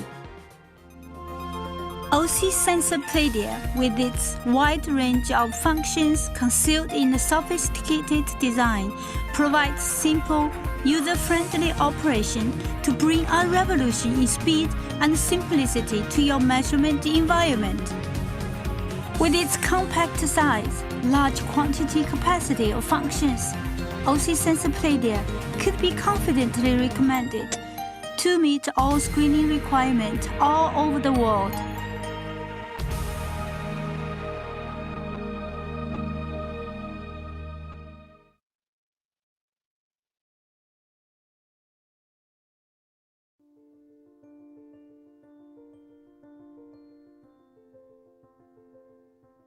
At Freenome, we're on a mission to create tools that empower everyone to prevent, detect, and treat their disease. To achieve this mission, Freenome is developing next-generation blood tests to detect cancer in its earliest, most treatable stages. Our multi-omics platform integrates assays for cell-free DNA and proteins. We combine that with advanced computational biology and machine learning techniques to decipher the complex patterns of cancer. Our first blood test will detect early-stage colorectal cancer and advanced adenomas. We are currently in the final stages of enrollment for Preempt CRC, our FDA registrational study to validate our blood test for the early detection of colorectal cancer. Please visit us at freenome.com to learn more.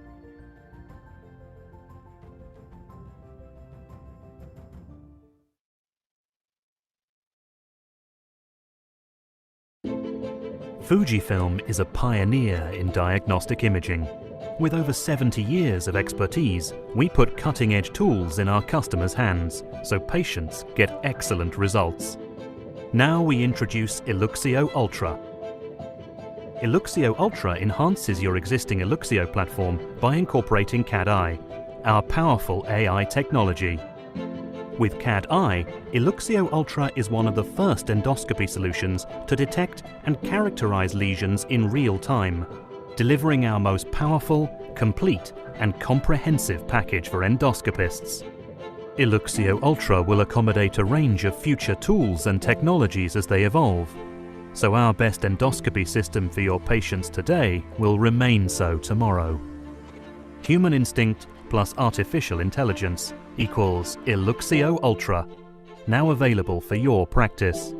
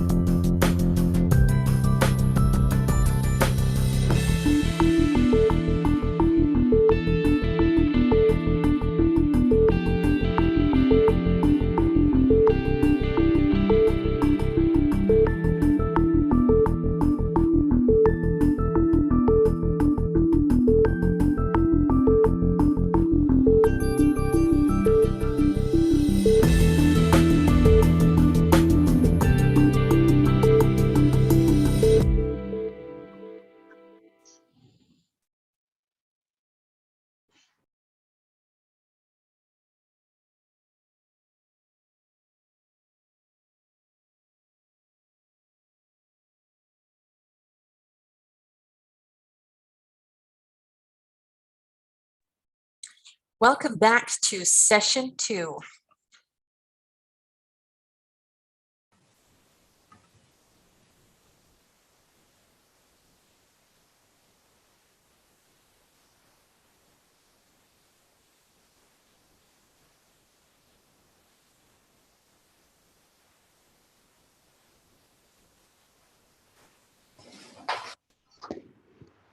Welcome to the session. My name is Fanny Vijk. I'm a gastroenterologist in training and a PhD candidate. And I'm co-chairing this session with Francesca Baluguer. Yeah, so welcome everybody. So it's a pleasure to welcome you to this second session focused on this hot topic, early onset colorectal cancer. Today we have 3 sessions of 10 minutes covering this topic, and just a reminder to the speakers to stick with the time so we can have 50 minutes at the end for the Q&A, and we can discuss and answer your questions. So we encourage you to use the Q&A chat in the Zoom application so we can get the questions and at the end discuss with the speakers.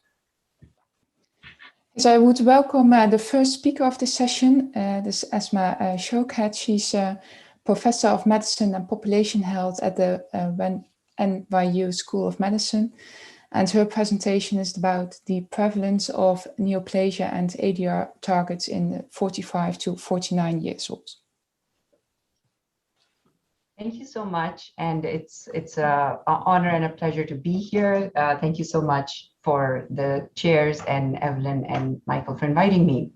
So we'll be talking about what do we know about prevalence of neoplasia and ADR targets in this younger age group, 45 to 49 in particular.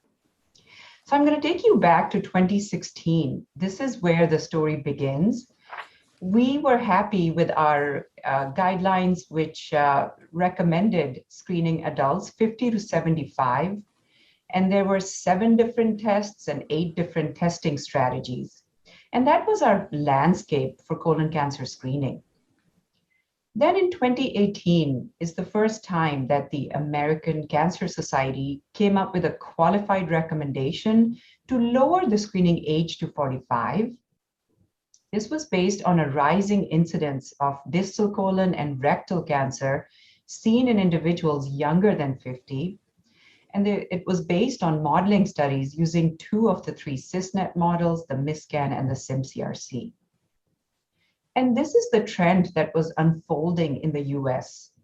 On the bottom of the graph, you see incidence of colorectal cancer per 100,000 individuals between ages 50 and older. And you can see a very nice declining trend in both men and women over the last 10 or 15 years, largely attributed to the effect of colon cancer screening. However, the top of the graph shows a different story. This is cancer incidence in individuals 20 to 49 in the US. And there you can see that the curves have been flat or have shown an increasing uptick in the last 10 to 15 years. So let's see what this looks like numerically. These are, again, data from the American Cancer Society. And on the right side, you can see the incidence curves in both men and women by age groups. And again, you see a declining trend in 50 to 64 and 65 plus, but an increasing incidence trend in individuals 0 to 49, even though you can see by the y-axis that the absolute rate is small. However, the rate is increasing. And then on this graph, as you can see, the rates in the individuals 45 to 49 have met or exceeded the 30 per 100,000 population threshold, which is where we were for 50-year-olds when we started screening about 20 years ago. So this was a compelling argument that we should be focusing on this younger age group. And then you can also see the increasing incidence in this age group of 50 and older, suggesting that if we were to target the 45 to 49-year-olds, we could truly make a dent in this incidence in the 50 and older group. What has mortality done in the US for these same years? So these are some mortality data. Again, you can see that for colorectal cancer mortality, for ages 50 to 64 and older than 65, there's been a declining trend in CRC mortality. However, for this younger age group, we see that the curve's relatively flat or perhaps showing an uptick. So this is what we wish to curtail. In the US, again, the annual percentage change in incidence of CRC is largely seen in these younger age groups. Not only that, the increase is pretty much seen in non-Hispanic whites compared to the other racial and ethnic groups.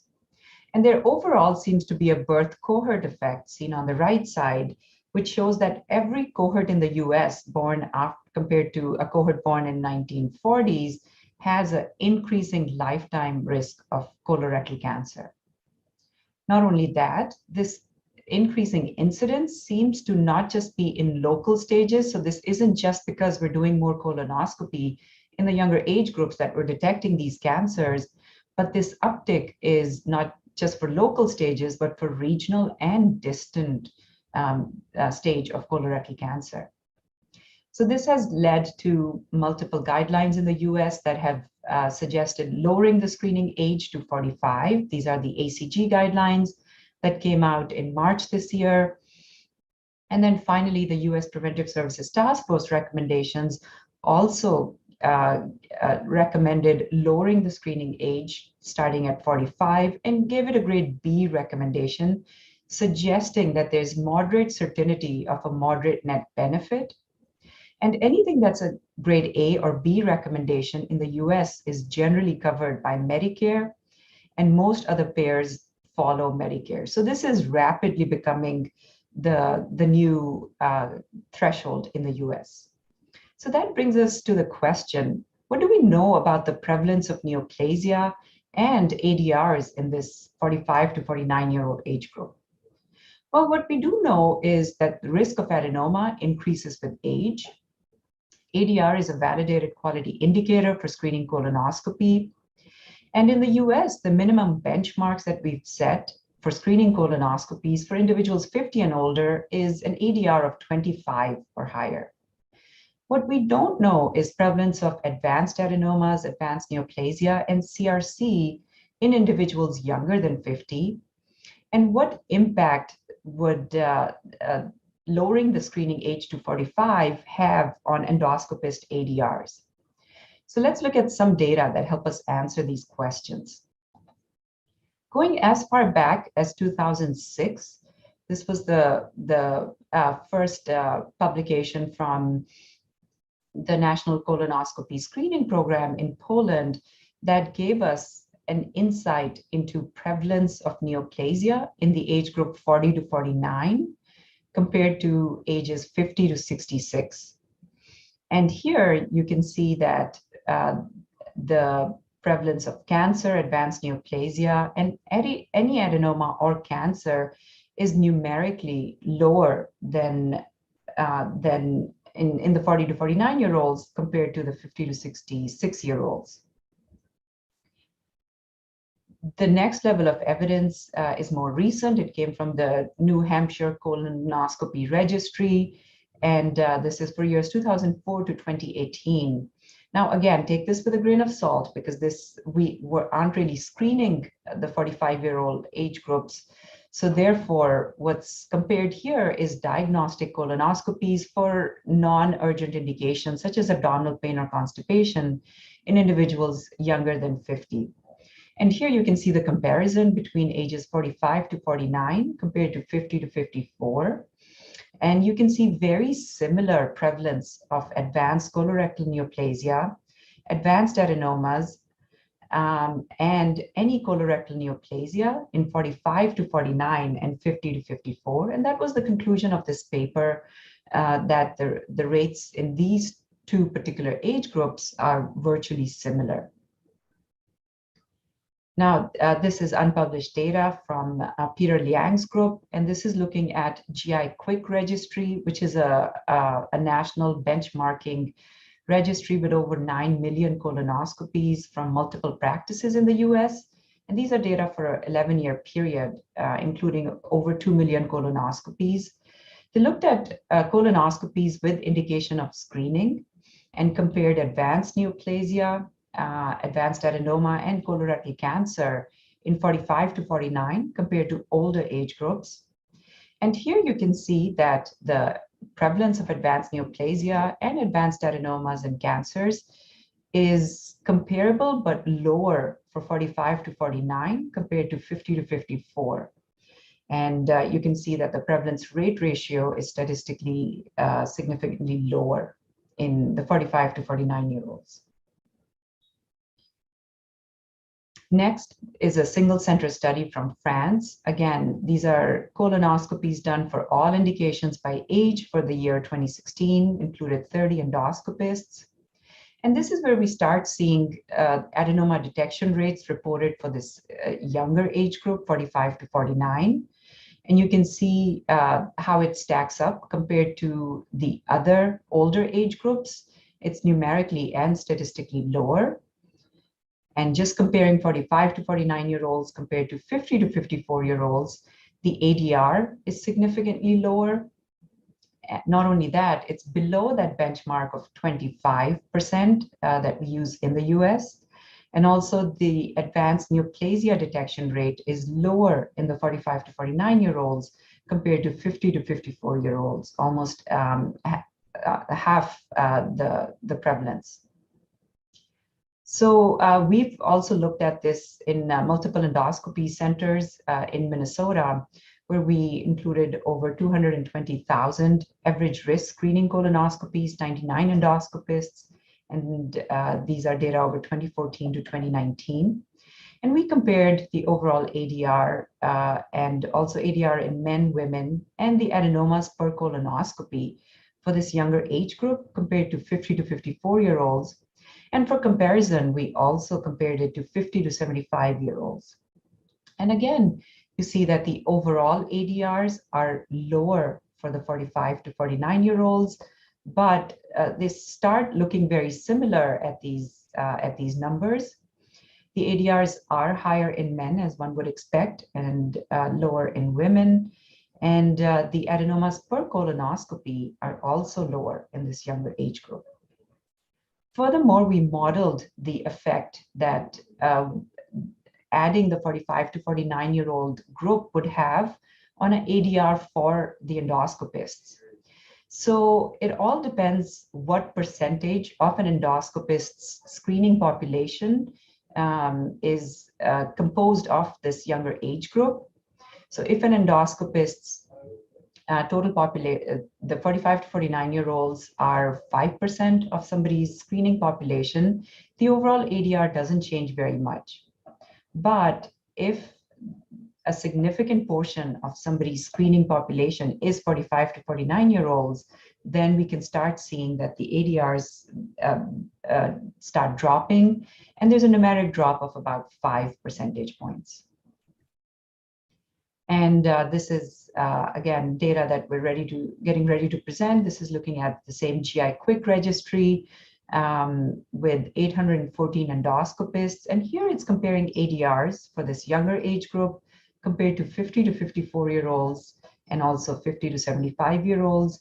Again, in the US, you can see that we're doing pretty well with 50 and older, with ADRs being 31 and higher. However, for this 45 to 49-year-olds, we do cross the threshold of that 25%, but it is lower than the 50 to 54-year-old age groups. So in summary, there is a rising trend of advanced neoplasia and colorectal cancer in 45 to 49-year-old age groups, and hence they've been added to our screening pool.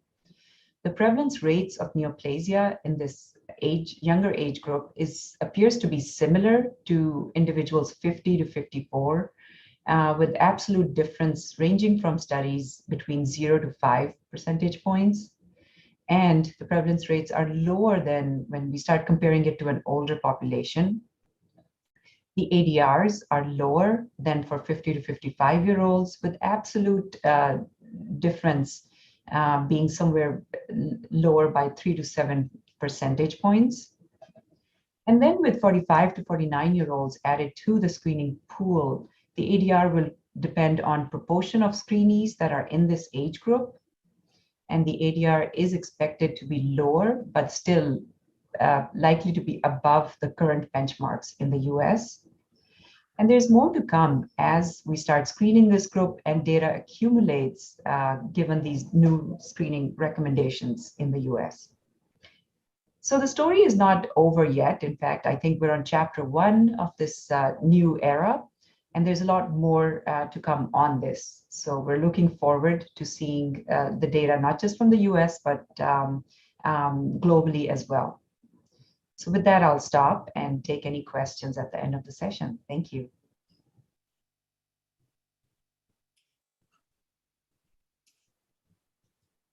Okay, thank you very much, Asma. So we'll move on to the second talk of the session by Dr. Yin Cao, Associate Professor of the Department of Surgery at the Washington University School of Medicine in St. Louis. Please, Dr. Cao. Thank you. Thanks, the organizing committee, for inviting me to present in this prestigious meeting. And thanks to the session chairs for your kind introduction. And special thanks to Dr. Shaukat for a very fantastic and comprehensive presentation on the ADR. Well, you mentioned that it will be chapter 1 for ADR, and for early life exposures, I think we are really at chapter 0. So please bear with me. Today, I hope to provide a broad overview of existing literature on early life exposures for colorectal cancer and the recent evidence for early onset colorectal cancer. I'll generally focus on risk factors before age 20 and only discuss factors that may potentially contribute to the rising incidence of early onset CRC, including those with substantial increases over the past several decades.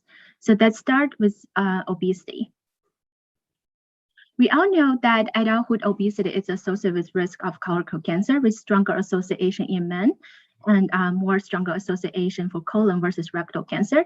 A few studies actually have extended the investigations to early adulthood. And overall, these evidence support a positive association between obesity in early adulthood, here between age 18 to 30, and increased risk of colorectal cancer. In addition, both early adulthood to midlife weight change and weight change from midlife to older ages were associated with increased risk of colorectal cancer, with a slightly stronger association for weight change from early adulthood to midlife compared to midlife to older age. However, most of these prior studies capture CRC from older ages, but not only early onset colorectal cancer. In our previous analysis in Nurses House Study 2, which is a longitudinal cohort of over 100,000 younger women, in addition to reporting a positive association between adulthood BMI and early onset colorectal cancer, we also found BMI at age 18 and weight change since 18 were both associated with increased risk of early onset CRC. And our findings, in particular on BMI at age 18, were in line with 2 prior studies from among men in Israel and Sweden. Both include majority of their cases that under age 50. So pushing back further to childhood body fatness, evidence in this area are quite limited. Analysis in the Nurses House Study and House Professional Follow-up Study, 2 older but similar cohorts at the Nurses House Study 2, showed that childhood body fatness as captured by pictogram at age 5 and 10 was associated with increased risk of colorectal cancer of older onset in women, but not in men. In our analysis focused on early onset CRC in Nurses 2, we have looked into body shape at age 5, 10, and 20, and found that seems that body shape at 20 really matters compared to other age. And additional studies definitely are desperately needed to validate these findings. So how about birth weight? Birth weight is a marker of prenatal growth, reflecting a combination of factors, including fetal nutrition, and also serves as a very important marker for litter growth and maturation. Well, low and high birth weight have been associated with CVD and type 2 diabetes even early in life and throughout the life course. Its association with colorectal cancer has been very mixed. So here are a description of early studies. And here I want to highlight a Swedish study that used a very smart design in which they leveraged data from twin pairs, which naturally accounted for both genetic and early environmental factors and perfectly matched for gestational age. And in this study, both birth weight and birth length were not associated with risk of colorectal cancer. When we look into studies in the past decade, seems that the studies are mostly conflicting, although there's a little bit signal for colon cancer. So what Cancer Research Fund actually synthesized majority of these early findings for both colorectal cancer and other cancer types. For birth weight, they specifically conclude that birth weight was only associated with premenopausal breast cancer. Well, I would also like to note that heavier babies actually tend to be taller children and adults. And adult attained height, as you can see here, actually were associated with multiple risk of multiple cancers, including colorectal cancer. And although average height for American and some European countries has stabilized in the past 50 years, so height is unlikely to explain the rising incidence of early onset CRC. However, it's often ignored in risk prediction and should be considered as putative risk factors for potentially for early onset colorectal cancer. So then moving a step backward to maternal obesity, recent study led by Dr. Cohn and Dr. Murphy leveraged data from child health development studies and reported preliminary evidence that maternal obesity may be linked with colorectal cancer. And the mechanism underlying this are still under investigation, but mostly aligned along accelerated growth, methylation, inflammation, and potentially insulin resistance in the offspring. So to summarize, so far evidence for midlife and early adulthood for both colorectal cancer and early onset colorectal cancer are more consistently pointing to positive associations. However, data were very limited while emerging for childhood as well as maternal obesity. For birth weight, a study from various countries and registries didn't seem to support any association with CRC, if any, would be for colon cancer. So now switching to diet.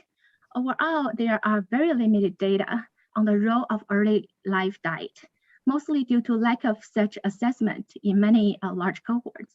An early study in the AARP study, which is NIH funded, showed that that at age 12 and 13, they assessed a list of dietary factors and nutrients, and basically found that higher intake of vitamin A and vegetables were associated with reduced risk of colon cancer.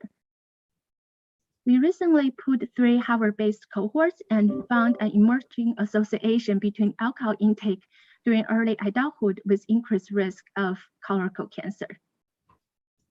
For early onset CRC in the nurses too, in addition to showing that sugar-sweetened beverage intake during adulthood was associated with increased risk of early onset CRC, we also found some very preliminary signal that sugar-sweetened beverage intake during adolescence may be associated with increased risk of early onset CRC.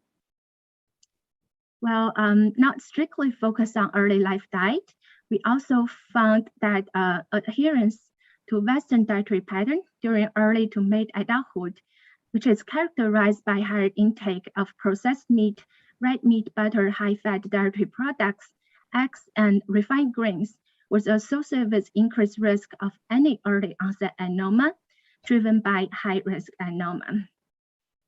In contrast, when we look into prudent diet, which is rich in vegetables, fruits, whole grains, fish, and poultry, it was associated with reduced risk of any early onset adenoma, as well as high-risk adenoma. We are currently funded by the NCI to expand this line of research to look into adolescent early adulthood diet. So how about other emerging factors and drivers? A few microbiome-related exposures have been hypothesized throughout the life course, for example, C-section and antibiotic use. As you may read from the literature so far, epidemiological data are very limited on these factors. I think it's definitely important to initiate well-designed cohort studies with biospecimen collection throughout the life course, as a highlight in our recent review. But I think it's also critical to harmonize existing data as much as possible. And this would include existing large cohorts, especially those with multi-generational component, as well as EMR data with powerful data linkage. So hopefully up to this point, you're not too disappointed about what we know about the role of early life exposures and colorectal cancer in general, as well as for early onset colorectal cancer.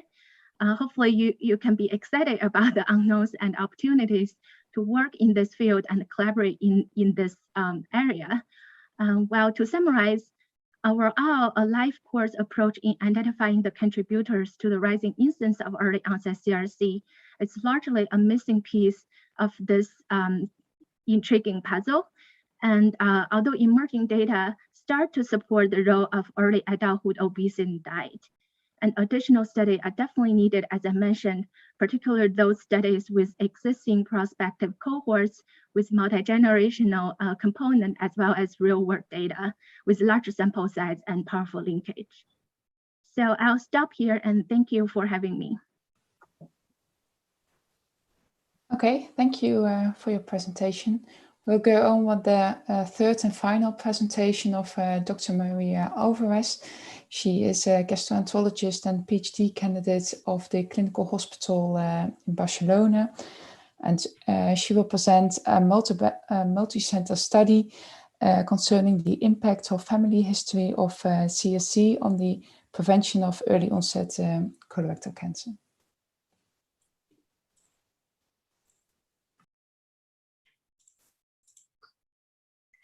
Okay, hi to everyone. It's an honor to be here.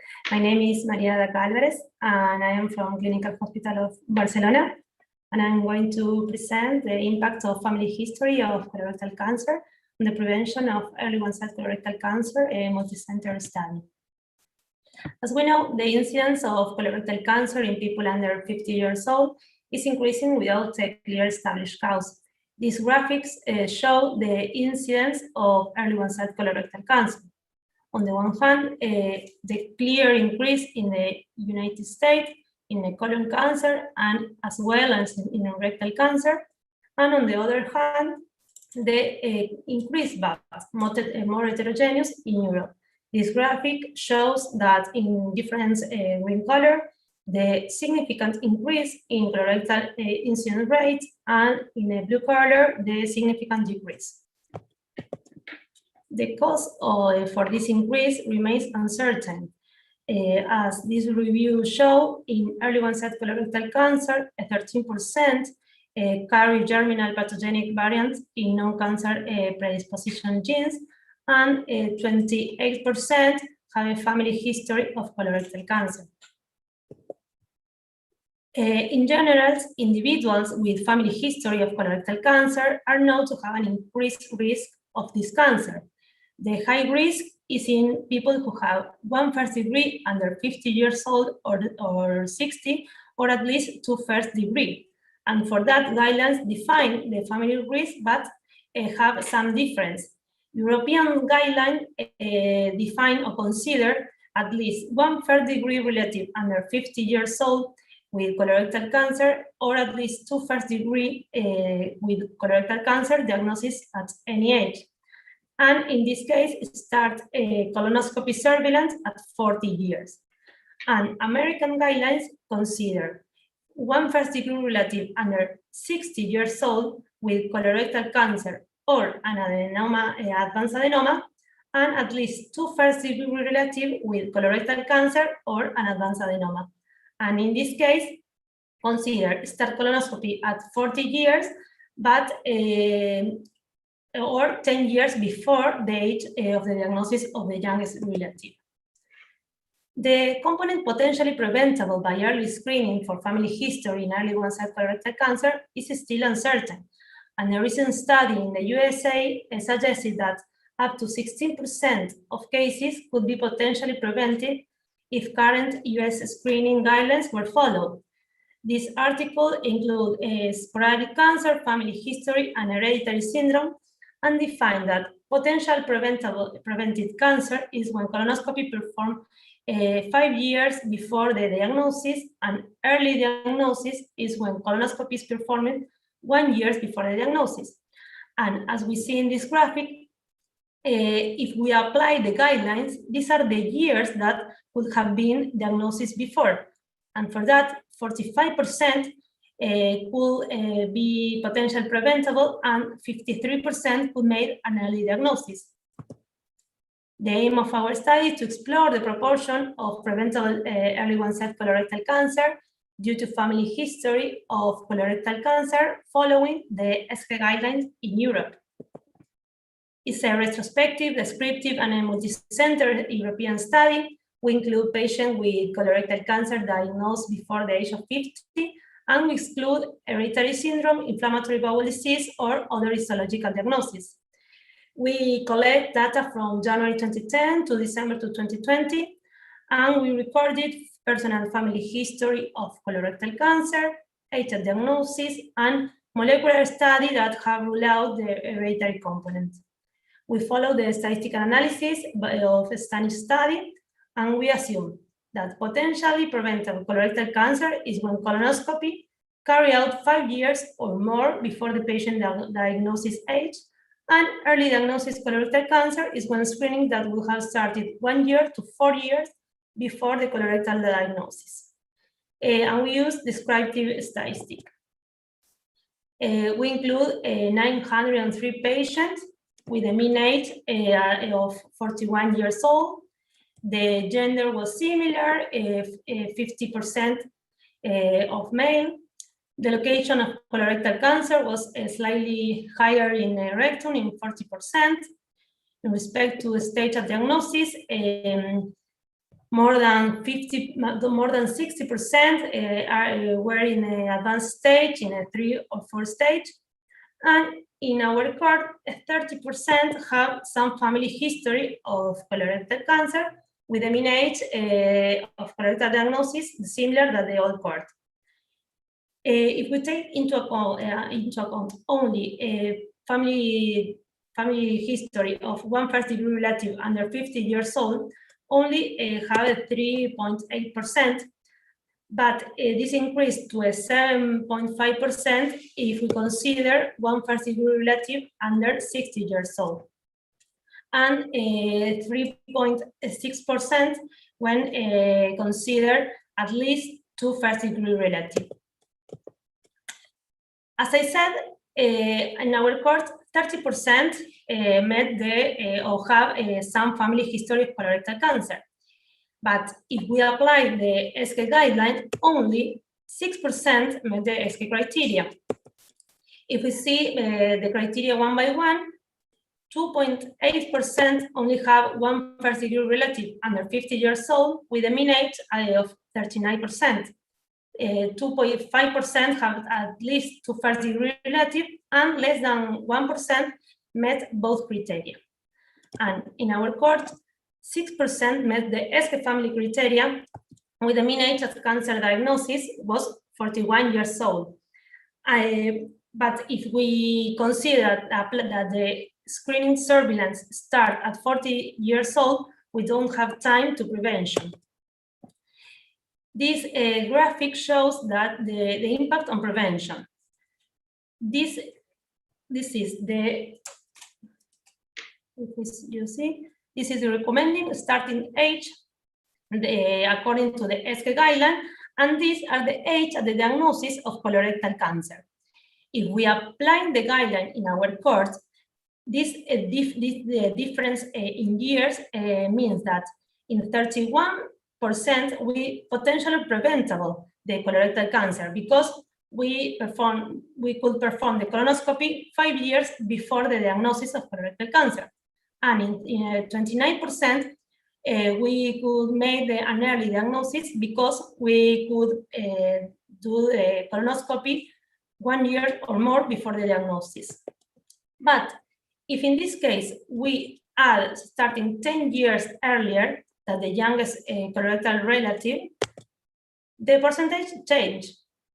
This is the recommended starting age according to the ESCE guideline and adding starting 10 years earlier, and this is the age at the diagnosis.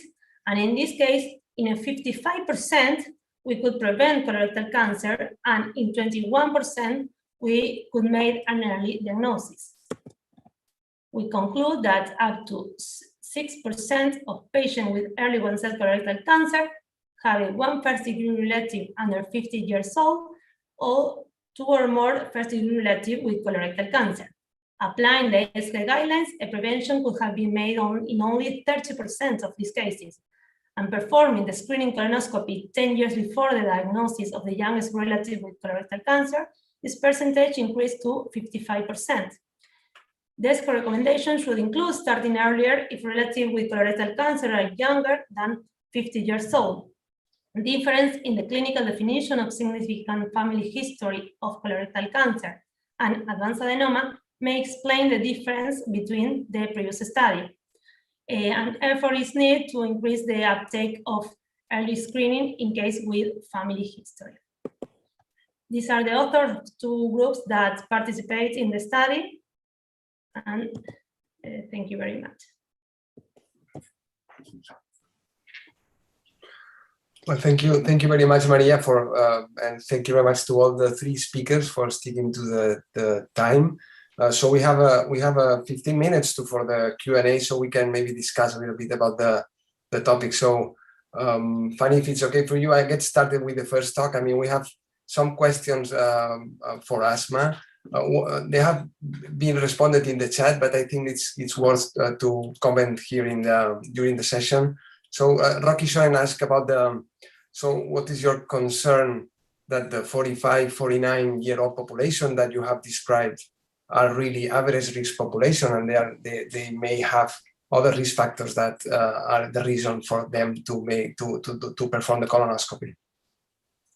Yes, that's right. That's a very important point. And all the studies I showed you, I said, take them with a grain of salt, because they weren't a true asymptomatic screening population, even though sometimes the indications said they were, but you never know the stuff that doesn't make it in the chart, right? There might be concerning symptoms or family history that just wasn't recorded. So that's something that concerns all of us in the US. And to use Rocky's actual phrase, we are really worried that the individuals that are 45 to 49 that will sign up for screening colonoscopies are your extra healthy, kale eating, marathon running individuals with very low risk factor profiles. And we truly aren't A, going to find the worrisome lesions, and B, make a dent in these curves, which you see from SEER, which tend to be a mixed bag of high risk populations and attenuated risk factors. So that is a concern, and that begs the bigger question is, how are we going to identify the people that need it the most and bring them in for screening, particularly as we think about the disparities in cancer screening that exist in the US. So that is an open question, and I think we'll learn more about it as we go.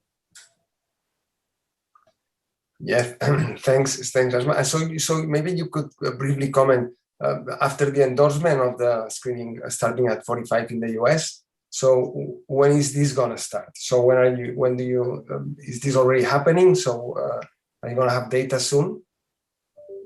Absolutely. So this is already happening. At least the worried well, as we call them, they're already signing up to get their screening colonoscopy.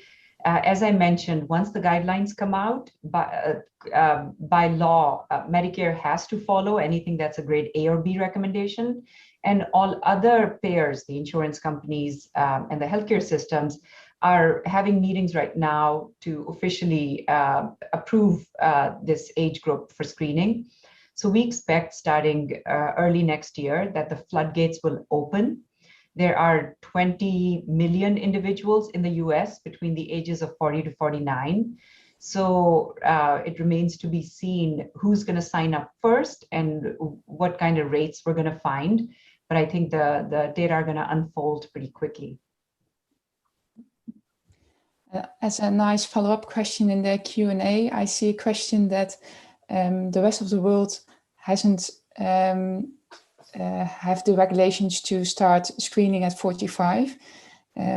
What's your opinion about that? Should they follow or shouldn't they? Yeah, and that's a bigger debate. So in particular, the guidelines that I referred to use 3 cisnet models.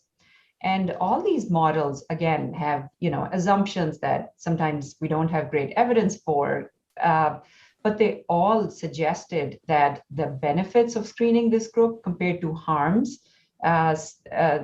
definitely favors screening this age group. And I did have some slides that I took out, but I'm happy to share. Essentially, by starting screening at this younger age group, we would detect and avert an additional 3 colorectal cancers per 1,000 individuals screened, according to these modeling studies. However, in the process, we will also harm anywhere between 0.2 to 1 per 1,000 screenees that goes through the system. So the benefit is extremely, the margin is very razor thin. And again, it's based on a lot of assumptions. I think as more data accumulate, we'll be able to have more realistic estimates. But for now, the modeling studies did favor lowering the screening age, at least in the US. Okay, thank you. And I think we're gonna follow with you, and then we can move to the next one. But there was this other question concerning the CER database and the possible inclusion of other tumors in the colorectal cancer tag, so that could maybe overestimate the increased incidence. Can you comment on that maybe? Yeah, so CER estimates are notoriously inflated because they take the general population, which is a mixed bag. It's not just average risk asymptomatic individuals, it's people with symptoms, high risk people, hereditary cancers, and attenuated risk factors. So those estimates are always higher than what we find in actual studies. And we have a recent publication coming out that I put the reference in the chat showing exactly that. So all the studies that are modeled based on estimates from CER are falling short of their cancer incidence targets because CER tends to overestimate the number of cancers. However, if you see the population that signs up for screening, that's probably a lower risk population and a more asymptomatic average risk group. And the rates are much lower. And we are starting to see that. So that is something to keep in mind as we think of designing newer studies and ways to study this group. Thanks. Okay, I see one more question, and the question is, what's your new study on the early-onset CRC microbiome signature? I'm not sure for whom that question is, but...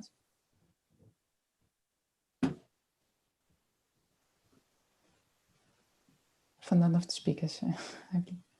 Yeah, I think it was for Dr. Kao, right?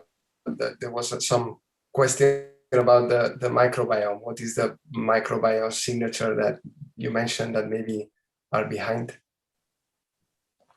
Yeah, so just a general comment. Well, my research group haven't really started any microbiome studies so far, but there are, I know many groups out there, excellent investigators are looking into this, either using hospital-based or population-based samples to look into a specific signature for early onset CRC. Most of them compare with later onset CRC. I may not be correct, but I think at this point, only multiple abstracts were out there. So we are definitely waiting for additional studies, especially with the multi-omics linkage to methylation and others immune signatures altogether, and hopefully provide us a clue, because most of the genomic studies thus far, either using target sequencing or limited exome sequencing, haven't really seen much differences between early versus later onset. But based on many perceptions from clinicians, they do see some difference with this younger group. So hopefully in the years to come, we would have more understanding about especially how microbiome and interplay with other systems may potentially play a role here.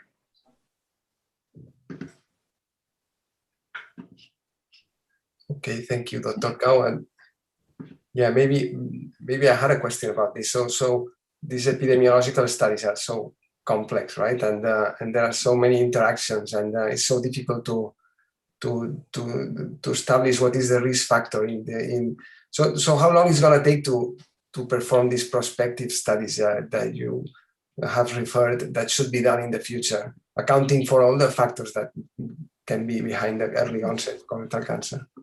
Is it just for microbiome or just in general? In general. In general. Yeah, I think, well, that's a really tough and great question. I hope somebody didn't ask, but that's really great. So I think in terms of microbiome, it's very challenging. But right now, as you see with other cancers, people are using this cross-sectional or case control comparison that will definitely give us some clue in terms of identifying the other drivers or passengers of the specific bug that potentially play a role in cancer. And then we can use animal models to validate that, which is definitely great. But when it comes down to lifestyle factors, especially early life, it becomes super, super challenging, I would say. So I would definitely recommend, as I mentioned in the talk, to like all the healthcare system with existing data or existing cohort to collaborate together to work on these. Especially like we saw this in the Nurses' Health study as well. When it comes down to early life exposure, we have very limited assessment. It's only a subset of our total population. Might be the same for other cohorts as well. So we definitely need a collaboration because we are really looking into a rare cancer, especially since this cancer already occurred. We are not like studying the cohort right now. So looking at existing data definitely need collaboration. Prospectively, I do think NCI is leading a Connect cancer prevention cohort, which definitely will pave the way for this. And there are many cancer centers also initiating their own patient cohort. In terms of timing, I have no idea, but I think starting with putative risk factor or at least something with hypothesis or hypothesis-driven would be a great starting point instead of screening everything from environmental to all the exposome factors. So that would be my quick thought on this. Thank you. Thank you. Okay, thank you. I think we have about 1 minute left. Perhaps the last question with the fast answers for ESMA from Jill Timmet. Given the razor thin margins, what are your thoughts about starting with FIT in the 45, 49 years old as the preferred test over colonoscopy? Yeah, great question. In my opinion, I think that's the best strategy, and we should be using that preferentially. However, if you look at the modeling studies, they looked at every screening strategy that I mentioned, the 7 different strategies, and each one resulted in a net benefit compared to harms, and more life years gained starting at age 45 compared to age 50. So if you look at the modeling studies, all screening options can be used starting at age 45, and certainly the guidelines, didn't say which strategy should be preferred. But knowing that a lot of this increase in incidence is in distal colon and rectal cancers, knowing that this population tends to be, much lower risk with incidence rates, absolute numbers being much lower, a FIT preferred strategy is truly the way to go. Okay, thanks, Emma. So before closing the session, I mean, maybe Maria, if you can quick answer to the question. So, well, did you analyze your data? What would happen applying the US guidelines in your population regarding the potentially preventable colorectal cancer? Yes, if we apply the American guidelines in our course, and 9% met the criteria instead of 6% that met European criteria, and the impact of prevention is going to be more, and almost 60% could be potentially prevented, and 20% could make an early diagnosis. And this difference could be explained because in fact that the American guidelines include, unlike the European guidelines, 3 characteristics. The first degree relative is considered under the 60 years old instead of 50. They take into account the colorectal cancer and advanced adenoma, and in the surveillance starts at 40 years old, like European guidelines, but also adding start 10 years before the youngest relative. Okay, thank you. Thank you very much. So I think that maybe finally we can close the session. It's been a great pleasure. Thanks to the 3 speakers for their talks and the discussion, for sticking to the time, and thanks to my co-chair also for being here. We have 3 minutes break, and then we'll be back with the next session.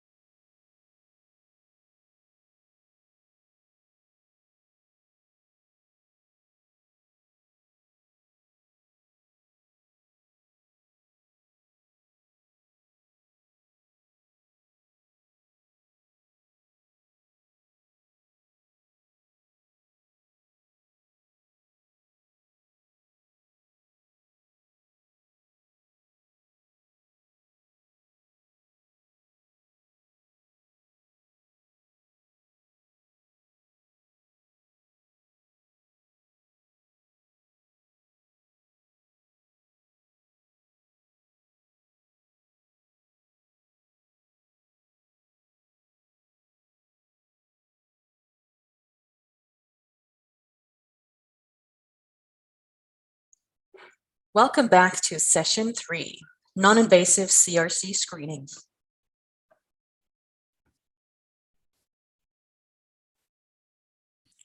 Okay, hello.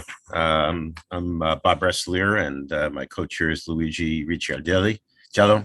Obviously, non-invasive colorectal cancer screening takes many forms, and we can only scratch the surface in this meeting. And I think, of course, non-invasive tests are very important for a variety of reasons.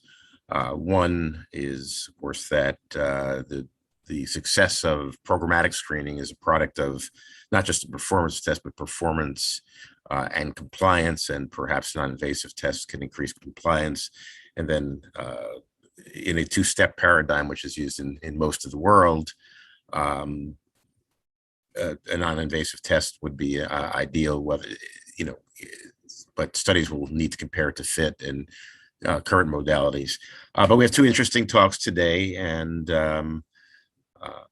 Luigi, are you able to? I think he's having a little trouble getting in. No, actually, I'm on. Hi, Bob. You're on. Good seeing Okay, you. good. You want to introduce the first speaker then?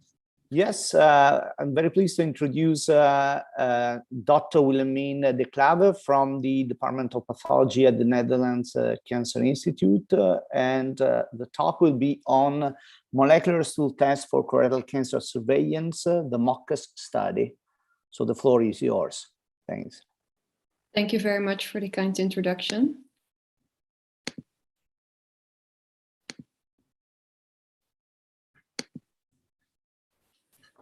Today, I would like to present our work on the molecular stool test for colorectal cancer surveillance, the MOCCAS study. These are my disclosures. As we all know, colorectal cancer, due to the implementation of colorectal cancer screening programs, the surveillance population is expanding. And this while the colonoscopy-based surveillance has actually several challenges. It can be burdensome for the patient because colonoscopy can be inconvenient or even painful, and it is associated with a small risk of complications. But it can also be a burden for the society because of the costs and its limited capacity. So it's very important to balance the risks and the benefits of surveillance. And therefore, we evaluated an alternative strategy. With the MOCCAS study, that stands for molecular stool testing for colorectal cancer surveillance, we wanted to evaluate whether molecular stool testing could be used to safely reduce the number of colonoscopies during colorectal cancer surveillance. And we did this with 3 stool tests. The multi-target stool DNA test, for which a whole stool sample is needed, but also 2 FIT tests, the FOB Gold and the OC sensor, for which small stool samples are needed. For the multi-target stool DNA test and the FIT FOB Gold test, we have complete results, so we will focus on those 2 tests for the remaining of the presentation. Our study population included individuals from the age of 50 to 75, and they had an indication for colonoscopy surveillance because of a previous colorectal cancer, a previous polypectomy, or familiar risk for colorectal cancer. And we excluded individuals with inflammatory bowel disease, a hereditary syndrome for colorectal cancer, or who had a total colectomy or a complete colonoscopy in the previous 6 months prior to inclusion of the study. Our HTA modeling was based on the ESCA model, which is the adenoma attenuated pathway model. And we used the European Surveying Guideline as a reference. So here we tried to visualize the different modeling we did. So first I want to focus on the ESGE guideline. As you can see, if there is a person with a relevant lesion, they are referred for colonoscopy with a surveillance interval of 3 years. Based on the second colonoscopy and the findings there, the interval can be altered. And some people later on during surveillance can be referred back to screening. However, for the molecular stool testing, we took a different perspective. Because if there was a relevant lesion during the diagnostic colonoscopy, 3 years later, the stool tests will start. So what we did was we modeled different intervals, annual, biannual, and triannual stool testing. And what we also did was we used different cutoffs. If someone had a positive test result, they were referred for colonoscopy. But the interval of stool testing wasn't influenced by the colonoscopy findings. Our study population, we were able to include almost 4,000 individuals that met our inclusion criteria and signed the informed consent forms. However, we had some dropouts due to low colonoscopy quality or invalid test results. but we were able to include 3,476 individuals with good quality colonoscopy and for whom we had a multi-target stool DNA test result. And a little less individuals had a result for all 3 tests because these were 3,453 individuals. Our study population existed for 56% of males, and the average age was 66 years old. The cecal intubation was reached in 97.8% of the cases, and the bowel preparation was good in 89%. As you can see in the table below, the largest group came from the post-polypectomy indication. And if you look at the complete group, 12.6% of the individuals had advanced neoplasia. To give you a better understanding of the performance of the different tests, we created the ROC curve. And as you can see, the largest area under the curve was for the multi-target stool DNA test. So this test had the best performance when it came to sensitivities and specificity. This table represents a comparison between the ESGE guideline and the different stool test scenarios. In this case, the Cologuard test. The costs indicate the average CRC-related healthcare costs per individual from start from surveillance until death. And the life years are the average expected life years per individual from the start of surveillance until death.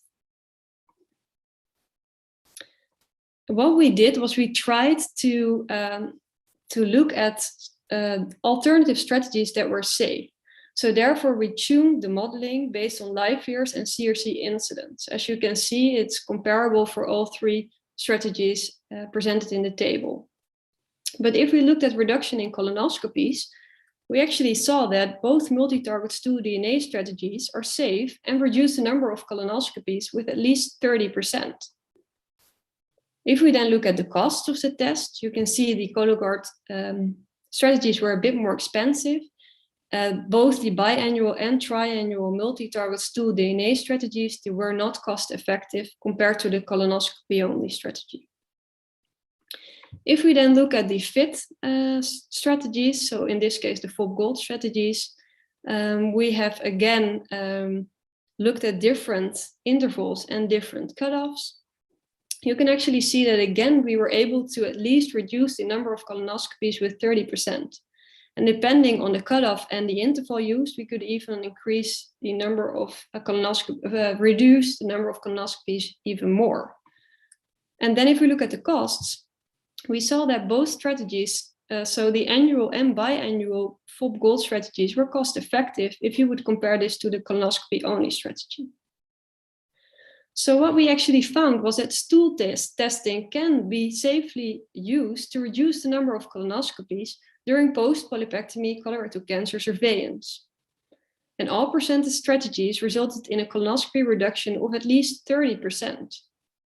And if we then look at the ASCA model and the annual and biannual FOB Gold strategies, they were cost effective compared to colonoscopy.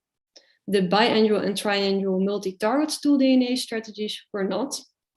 However, our analysis, especially for the OC sensor, is still ongoing.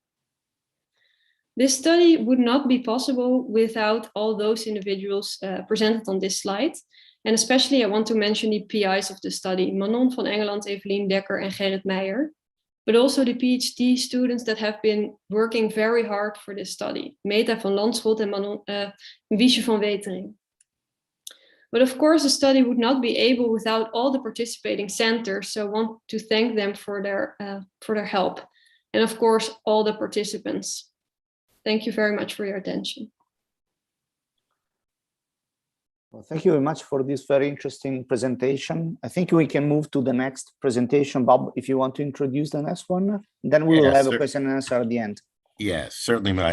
Very pleased to present my long-term friend, Francis Chan, who will talk about novel microbial-based stool markers for colorectal cancer and adenoma detection.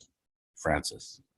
Yeah, thanks, Paul, for the very kind introduction. And I would like to share my screen with colleagues here.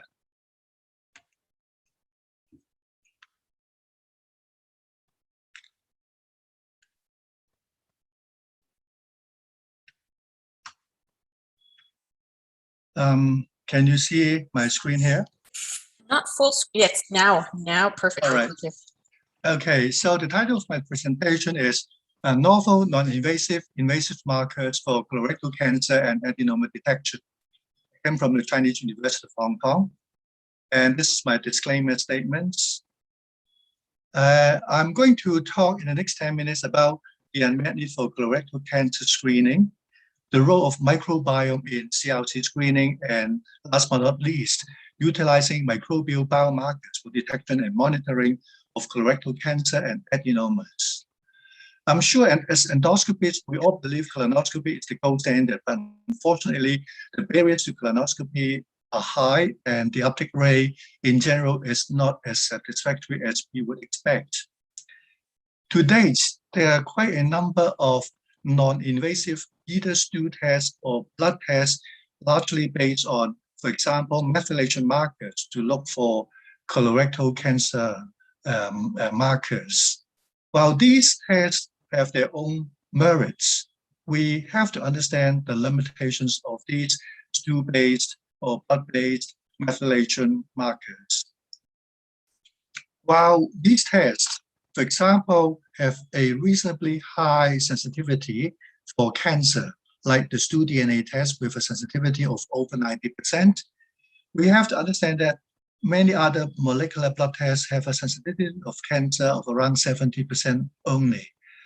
If we consider advanced adenoma, AA, or non-advanced adenoma, NAA, you can see from this figure that the sensitivity for FIT or stool DNA are pretty low. The other problem is recurrence of adenoma. We know that the recurrence of adenoma can be up to 60%, and that's the reason why we advise patients to undergo regular colonoscopy if your previous endoscopy showed the presence of adenoma. And that also adds to another layer of area to our patients.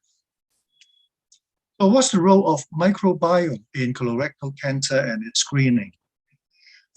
In the last 10 years, there's been a lot of new evidence showing that imbalance of gut microbiome, or what we call dysbiosis, actually leads to the formation of adenoma or even colorectal cancer.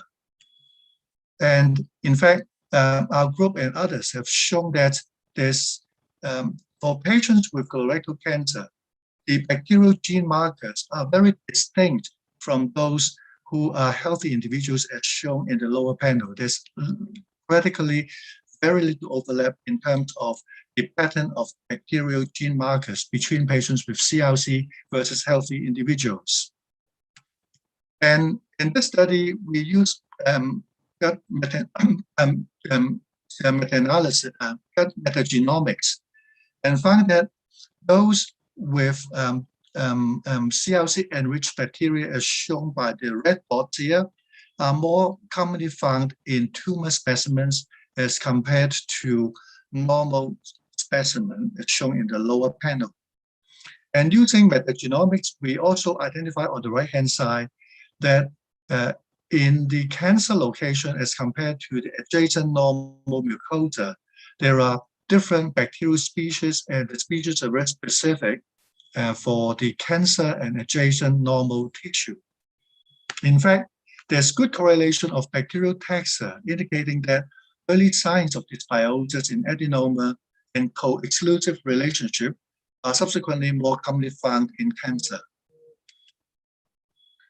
And in this study that we published a few years ago, we found that by gavaging fecal samples from patients with colorectal cancer actually promote intestinal carcinogenesis in germ-free and conventional mice, as shown in the graph in the lower right corner. So basically, this slide summarizes the evidence that imbalance of gut bacteria actually leads to colorectal cancer because of the transfer of gut microbiome from the CRC patient not only promotes colorectal carcinogenesis, but also there are data showing that these problematic gut microbiota actually triggers inflammatory cascades and oncogenic signaling, leading to this carcinogenesis. So can we utilize microbiome as biomarker for cancer detection? In fact, in the last couple of years, our group in CHK has identified a number of qPCR-based microbial markers for detection of colorectal adenoma and cancer. These are novel microbial DNA markers that are specifically found in patients with colorectal cancer and colorectal adenoma as compared to normal healthy individuals. And using a combination of microbial genetic markers, we call it an M3 CRC test, we are able to detect colorectal adenomas and cancers with high sensitivity and specificity. For example, in this study, with a total sample size of over 1,000 subjects, we found that using this panel of gut microbial DNA markers, we're able to achieve a sensitivity for colorectal cancer of 94% and specificity of 85%. Comparing with FIT, we found there are two distinct advantages. Number one, we found that for FIT, you can see the sensitivity for early stage, like stage 1 colorectal cancer, is only around 50%. With M3 CRC, the sensitivity is over 90%. And you can also see that, in fact, for M3 CRC, the sensitivity is high, it's remained kind of constantly high across different stages. And recently, we have also identified a very exciting evidence that with this panel of gut bacterial markers, we can detect adenoma recurrence. As shown in this slide, that for patients with recurrent adenoma comparing to those without recurrent adenoma, there's a significant difference in this total score of bacterial DNA markers, and we can demonstrate a sensitivity of 90% and a specificity of 87%. And using this ROC curve, you can see that when compared to fecal immunotest, in fact, this is superior to FIT for detection of adenoma recurrence. The latter has only a sensitivity of less than 10%. So the question is, are these bacterial gene markers only be found in certain populations like Asian population, Chinese populations? The answer is no. Using bioinformatic analysis, we have found that these bacterial markers enriched in patients with CRC are actually found in different Western populations, as shown in this bioinformatic analysis and this red scattered diagram. So how to do this test is in fact very simple. This is a user-friendly collection kit. Patients can collect the stool and keep it in room temperature for several days. And using this PCR technology, we're able to detect these markers and able to provide the results within 4 hours after DNA extraction. And in terms of the report, we are able to provide 2 different scores. One is the colorectal cancer risk index as shown in the bar below, and the upper panel is the colorectal adenoma risk score. So from this risk score, we can stratify the patient into low, medium, medium-high, or high risk. And importantly, not only can we inform the patients about the risk of developing adenoma and colorectal cancer, because this test measures the gut microbial environment, there is a possibility that in the near future, we may be able to modulate the gut microbiome and therefore reduces the future of developing colorectal adenoma or cancer. Therefore, I believe using 2 microbial gene markers, we can help triage patients according to the risk indices and identify the optimal timing of colonoscopy for the right patient.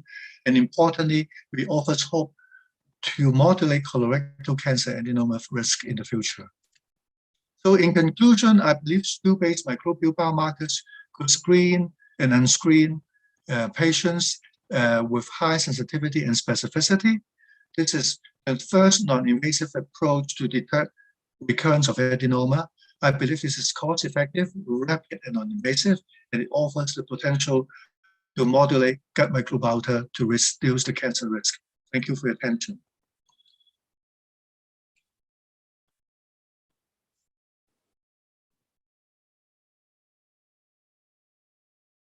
Well, thank you. Thank you, Francis. And So we have time for questions. And I'll start with a couple that came up in the chat. And one has to do with the question of whether programmatic screening in some countries includes surveillance as opposed to just screening per se. It was specifically targeted to Dr. De Klaver in the Netherlands. Yes, thank you very much. Well, in the Netherlands, the screening is indeed a programmatic screening, so it's nationally organized. And with the surveillance, there's a national guideline. So it is very clear what should be the recommended surveillance interval, but it's not nationally arranged with a different party as the screening is.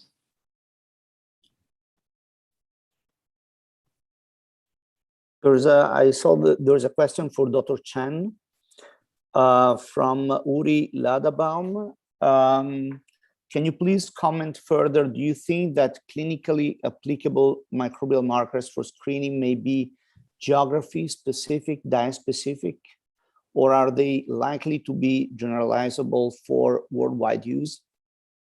Yeah, thank you. As shown in our previous bioinformatics analysis, we have demonstrated that the bacteria that we use in this panel, the bacterial DNA markers that we use in this panel are applicable not only to the Asian populations, but also to populations in Europe and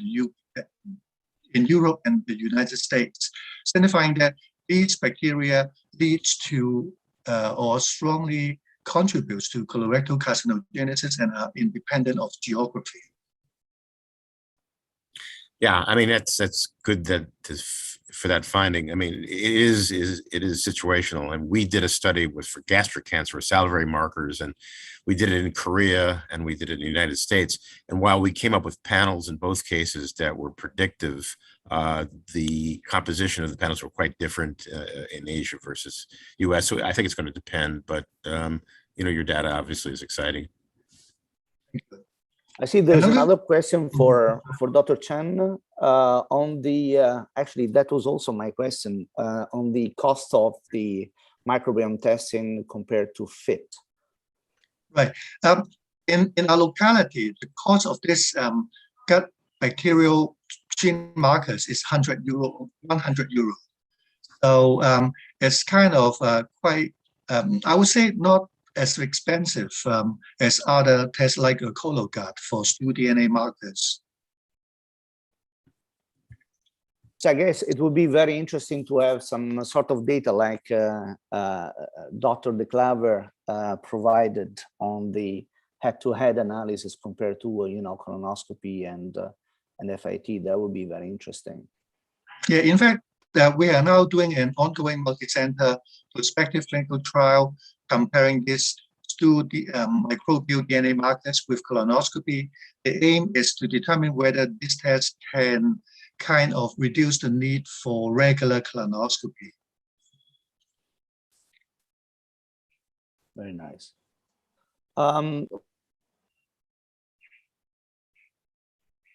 For Dr. De Klaver, I have a question actually.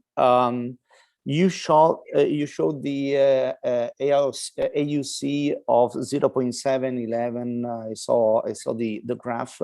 Yes. Do you have broken information about different type of polyps, in terms of serrated, based on? I know that you use the SGE guideline, but do you have some breakdowns on those information? Yes, we definitely do have that. What we did was we used the most advanced lesion per individual. So of course, there are also individuals included that have a serrated lesion as most advanced lesion. But the analysis are still ongoing. So we have to subdivide the different sensitivities still. But we definitely do have numbers on that.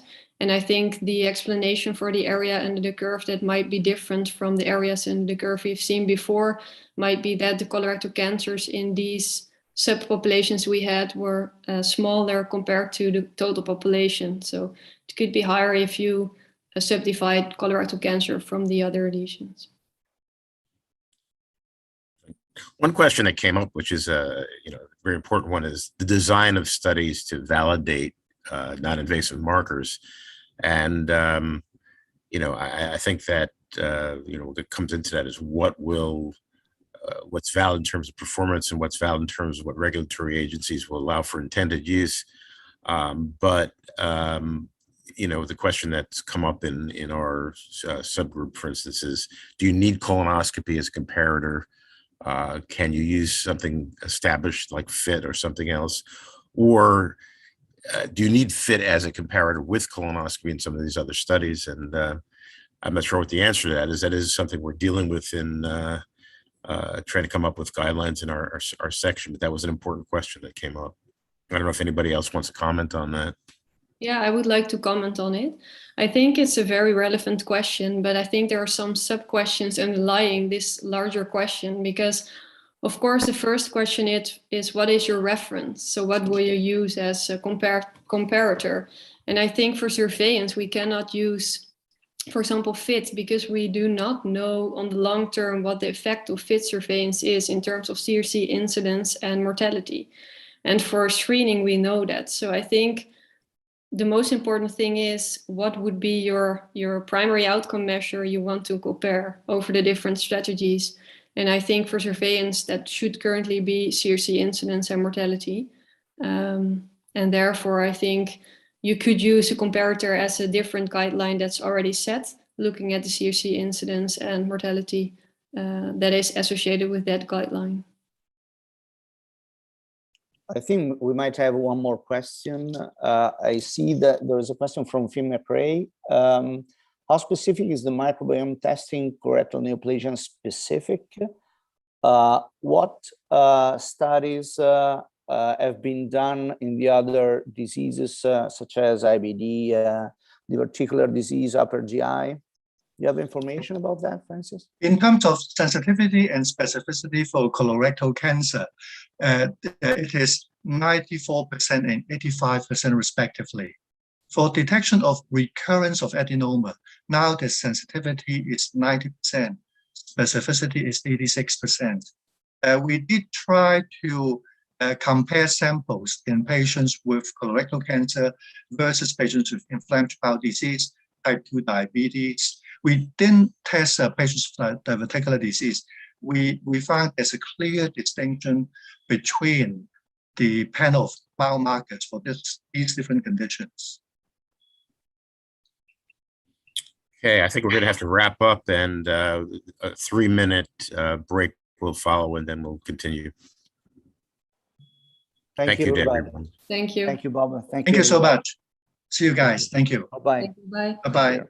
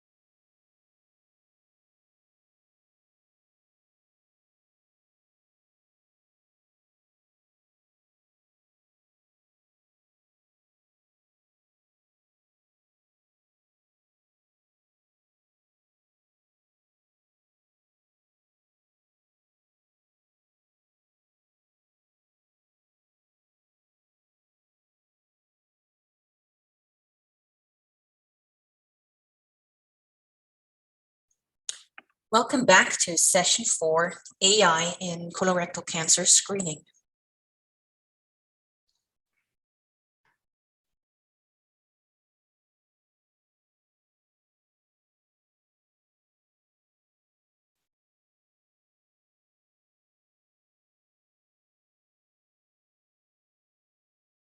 Heiko?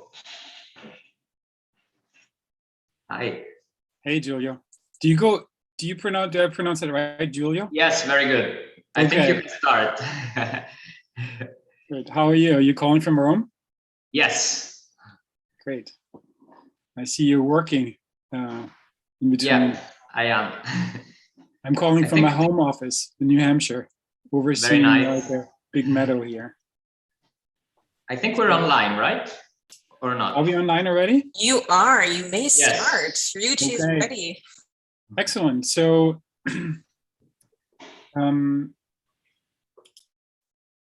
Alexandra, I just start.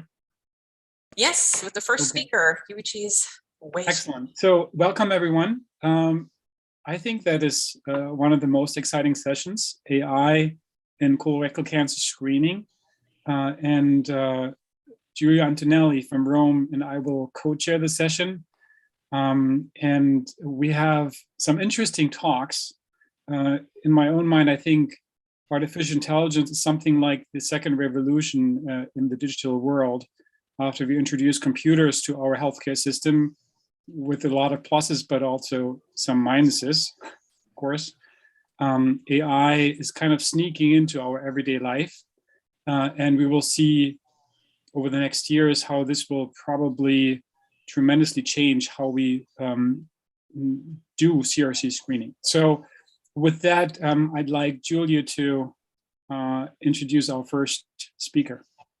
Yes, I'll be very fast, and I'm very happy to introduce one of the world leaders in artificial intelligence in colonoscopy, who is Yuichi Mori from University of Yokohama and the Clinical Effectiveness Research Group of the University of Oslo, Norway. He is giving us a talk about AI in polyp detection, what is unknown. So please, Yuichi, thank you. Yeah, thank you very much for your kind introduction, Giulio and Heiko. It's my great pleasure to make some speech on this topic. Now, actually, there is a really hype in this field, but honestly speaking, there has been almost no evidence supporting the use of AI in CRC screening programs. That's the topic that I want to discuss today. So let me proceed to my disclosure of interest, and this indicates the three major roles of AI in colonoscopy. Apparently, number one, we have the computer-aided detection, or CADE, which obviously allows the polyp detection during endoscopy. And the second one is called the computer-aided diagnosis, or CADX, which may help identify the pathology of the polyps in a real-time fashion. And the last but not least is the emerging technology called the computer-aided quality assurance, or CAQ, which help us to identify the withdrawal speed or the bowel preparation status, or even the presence of the blind spots during withdrawal of endoscopy. But today, I would like to focus on the first topic, namely CADE. And before talking about the clinical evidence that we have, I'd like to focus on the regulatory approval status of the CADE tool in colonoscopy field. As you can see, there are roughly 8 or 9 devices which have already cleared a regulatory approval in Europe, Japan, and the United States. So I'd say the market is already packed. And also we are expecting the further more products, maybe in a couple of years. And according to the latest meta-analysis, which analyzed a total of 6 randomized controlled trials, we can expect a really big benefits by using AI in colonoscopy, because it can increase the ADR roughly from 25% to 37%, according to this meta-analysis. So in a sense, absolute 12% increment of ADR can be expected, which also can contribute to cancer prevention eventually, but nobody knows. And also the latest meta-analysis shows that this benefit can be enjoyed regardless of the size of the polyps. If you look at the bottom of this slide, you can find the benefits of using AI in finding the more number of the advanced adenomas. But what kind of adenomas or advanced adenomas are found with the assist of AI? Actually, the latest randomized controlled trial indicates some answer to this kind of very difficult question. So this is the trial that I just mentioned. This is a Japanese tandem randomized controlled trial incorporating roughly 350 patients. And in the AI first arm, not AI, sorry, in a standard colonoscopy first group, we have roughly 180 patients. Now, among them, surprisingly, a total of 2 advanced adenomas were missed by human, but eventually detected by the secondary observation by AI. So as you can see in the left, these kind of subtle large polyps can be missed by human beings, but surfaced by AI or the aid of the AI. So I would say that the AI can contribute to detection of not only tiny polyps, but also this kind of advanced adenomas. Now, in accordance of the development of the clinical evidence, the society is also moving forward. This is the latest guideline published by ESGE, or European Society of GI Endoscopy, where you can find a weak recommendation based on the expert opinions. And I guess we can expect a more trustworthy guideline based on the recently published RCTs. Then let us stop talking about optimal pros or hypers in this field. And then we should look at the knowledge gaps, especially in the field of CRC screening. I've got 3 questions. One is the unknown performance in CRC screening. The other one is the unknown cancer prevention effect. And finally, unknown cost effectiveness of the use of AI in colonoscopy. For the first, if you look at the publication, honestly speaking, there is no data supporting the use of AI in colonoscopy, and there's only just a sub-analysis that can support the use of AI in colonoscopy for the patient with the colonoscopy after FIT positive examinations. So this is the reality. We don't have any evidence supporting the use of AI CRC screening. That's why there are some ongoing clinical trials focused exclusively on CRC screening subjects or CRC screening programs. As you can see on the top, there are 3 or more clinical trials which are investigating the benefits of using AI in screening colonoscopy with the ADR, or mean number of adenomas per colonoscopy, as primary endpoint. And if you look at the bottom of the slide, there are some studies which are investigating the benefits of using AI in colonoscopy after FIT positive findings with the ADR or advanced ADR as primary endpoints. So to my understanding, we should wait for a couple of years before getting these kind of study results. Then we can understand whether we should implement AI in CRC screen program or not. But even if we got this kind of short-term outcome measure, another question remains, because nobody knows if the increment of ADR can contribute to cancer prevention, especially in relation to the use of AI.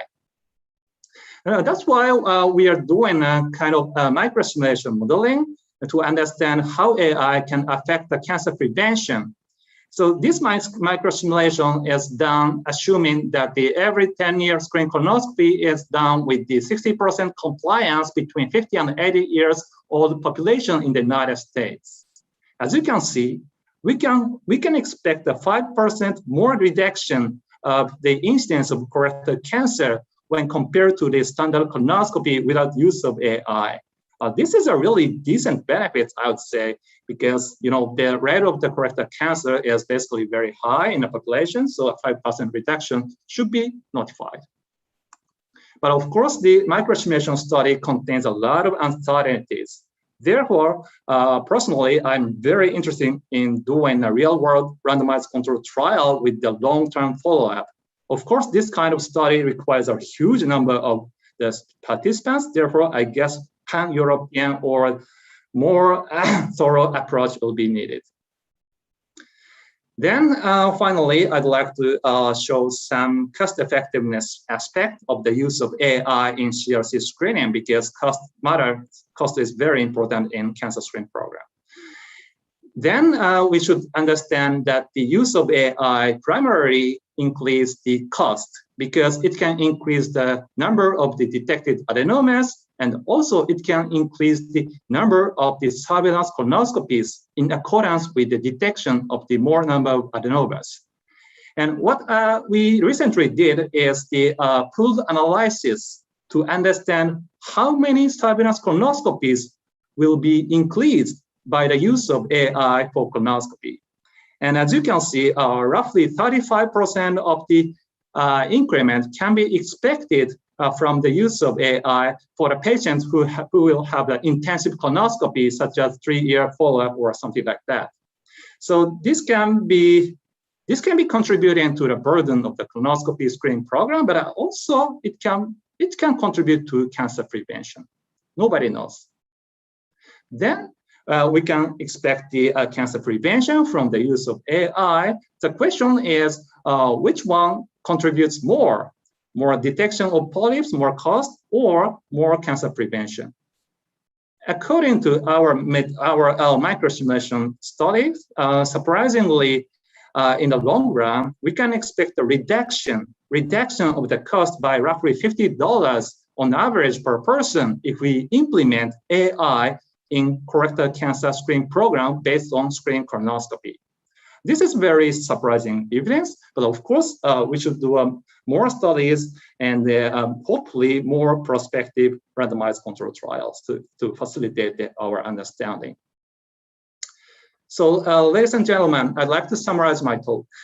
First, AI is expected to improve CRC screening programs based on the preliminary evidence.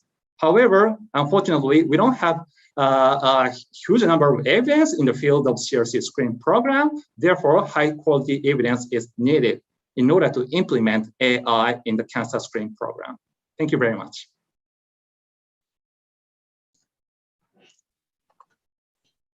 Thank you, Yuichi. Excellent presentation. Just a reminder for all listeners that we're going to have a question and answer session at the end of that session. So please continue to put in your questions in the chat or the question and answer box. And with that, we're going to go to our second presenter, Nastasia from Dr. Nastasia Pilonis. Welcome. She's calling in, I guess, from Warsaw, from the National Institute of Oncology. And she's going to talk to us about adenoma detection. How high should we aim in relation to artificial intelligence? Nastasia? Thank you, Heiko, for your introduction. And it's a great privilege to present the research that we have been working on recently. Challenging the question, as Heiko said, how high we should aim in terms of ADR and screening colonoscopy, because we know that increasing adenoma detection rates result in a decrease in colorectal cancer incidence. This has led to numerous efforts to increase an endoscopist ADR through a variety of methods, such as improved endoscopes, and even an introduction of artificial intelligence to aid physicians detecting lesions in real time. However, in this race for higher and higher ADR, we do not yet know to which point we should be striving to achieve. So there are two foundational papers in this area. Each of these showed that there is a correlation between increasing ADR and reducing CRC risk. However, they had slightly different conclusions. So in Kaminski's paper, the figure on the left, it was observed that there was very little decrease in cancer risk above an ADR of 20%. And this is in yellow line, which is closely following the x-axis. So this suggests that there might be a suitable threshold of ADR whereby increasing beyond this point results in next to no benefit in cancer risk reduction. However, in Dekker, the graph on the right, does not show the same cutoff and observed continuously decreasing CRC incident over a broad range of ADR. So this insight leads to two different potential approaches to increasing ADR, which might influence clinical practice. So this is a figure from Nordic trial and shows a significant variation among the individual endoscopists within the trial. So if we can determine a suitable threshold beyond which there is no improvement in CRC risk reduction, then efforts can be concentrated on bringing individual endoscopists with low ADR up to the cutoff point as in the left side. And on the other hand, if we constantly see improvements across the range of ADR, then a continuous improvement strategy should be explored to reduce cancer risk. Therefore, the aim of this study was to assess if there is a particular threshold of ADR above which the risk of CRC does not decrease significantly. So to find the answer for this question, we analyzed the records of individuals aged 50 to 64 who underwent screening colonoscopy as part of Polish colonoscopy screening program. Those individuals were followed in the National Cancer Registry up to the end of 2019 for colorectal cancer. We performed following analysis: an absolute interval colorectal cancer risk calculation for different ADR thresholds, joint point regression analysis to assess the linear trends for the association between ADR and interval colorectal cancer, and multivariable Cox regression analysis to assess the relative interval colorectal cancer risk and potential confounders. So we included more than 400,000 individuals in this analysis, and there were almost 800 endoscopists whose median ADR was 19.7%, ranging from 0 to 58.7. And throughout a median follow-up of 8.5 years, we observed almost 1,200 colorectal cancers. So the orange line on the graph on the right shows absolute CRC rates for different ADRs ranging from 4 to 50%. And gray lines below and above the orange show upper and lower confidence intervals. And there are two important findings that I will emphasize here. So the first one is that there is a constant association between ADR and interval colorectal cancer. And the second thing is, even though there is a constant decrease of colorectal cancer risk with an increasing ADR, this risk does not reach zero even for ADR as high as 40 and 50%. Now, this graph shows the results of the joint point regression analysis. And I would like to emphasize that the dynamic of decrease in colorectal cancer incidence differ before and after ADR threshold of 23%. So look, before reaching ADR of 23, every single 1% of ADRs increase results in almost 5% decrease in colorectal cancer incidence. However, after reaching 23%, every single 1% of ADR results only in 2.33 decrease in colorectal cancer incidence. So we can see that there is diminishing returns in reducing CRC after achieving over 23% of ADR. And this was confirmed in a multivariable analysis, which showed that achieving ADR of 23% was the strongest factor for CRC incidence decrease. So the key finding for this analysis is that risk of interval colorectal cancer continuously decreases with increasing ADR. However, there is decreasing benefit to improving ADR, and in this data set, we show that this occurs at an ADR of approximately 23%. Since there is still benefit possible beyond this 23% of ADR rate, we cannot yet definitely conclude an upper threshold of ADR or to draw a finish line of adenoma detection rates. Thank you very much.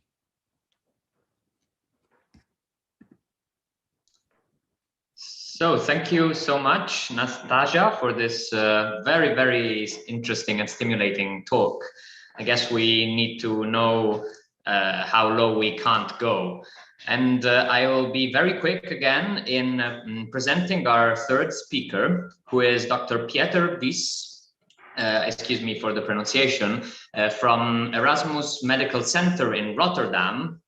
And he will give us a talk about the role of ADR in FIT-based screening.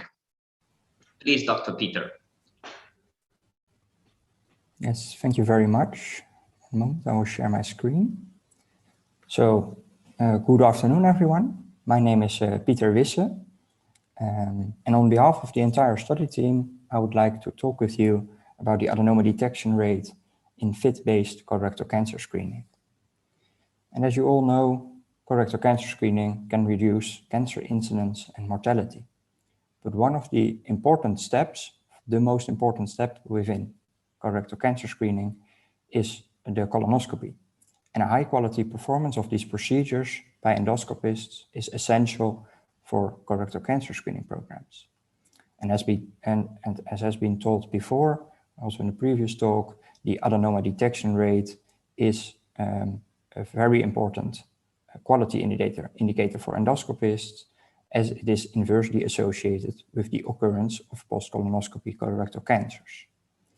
And different societies have, based on previous papers, set a threshold for adenoma detection rate of at least 25% for endoscopists. However, many screening programs that were implemented over the last decade use the pre-selection test, and the FIT test is mostly used.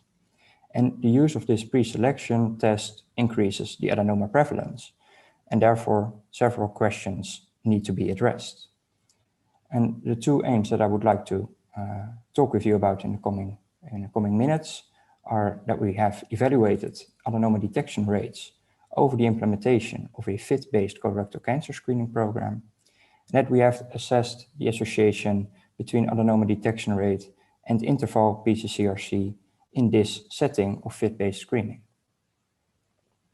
Therefore, we have included initial colonoscopies, so the first colonoscopy that was performed after a positive FIT result for participants in the Dutch colorectal cancer screening program. And this program was initiated in 2014 and has been gradually implemented over the years thereafter until full rollout in 2019. Colonoscopies are performed by accredited and audited endoscopists, and we used the first 5 years since the introduction of the program for the assessment of adenoma detection rates for the endoscopists, and the first 3 years since the introduction of the program for assessment of interval pCRC occurrence. And we used only the first 3 years to ensure that there was sufficient follow-up time for all colonoscopies of at least 3 years. And as also has been discussed already previously during this afternoon, there has been an important WEO consensus guideline published in 2018, which helps in classifying pCRCs in both interval or non-interval. And the interval types are those pCRCs that occur before the recommended surveillance interval, and that occur, of course, at least 6 months after the initial colonoscopy. And in our study, we assumed a surveillance interval of 10 years for those colonoscopies without any lesions detected. In our analysis, we will show the adenoma detection rates of the endoscopists over these five first years since the implementation of the screening program, the association between ADR and interval pCRC, therefore we will use a Cox proportional hazards model, and finally the expected cumulative incidence per 1,000 procedures performed for different adenoma detection rates. And that is based on the Cox model that I will show you before. So to start with our flow chart, there were almost 240,000 initial screening procedures performed after a positive FIT in this first 5 years. And we were able to include over 230,000 colonoscopies performed by almost 400 different endoscopists in our analysis to adenoma detection rates, and over 100,000 colonoscopies had sufficient follow-up time of at least 3 years and were included in the Cox model for the assessment of the relation or the association between ADR and interval pCCRC. When we start with the adenoma detection rates, this figure shows the distribution of the individual endoscopists within certain ADR categories.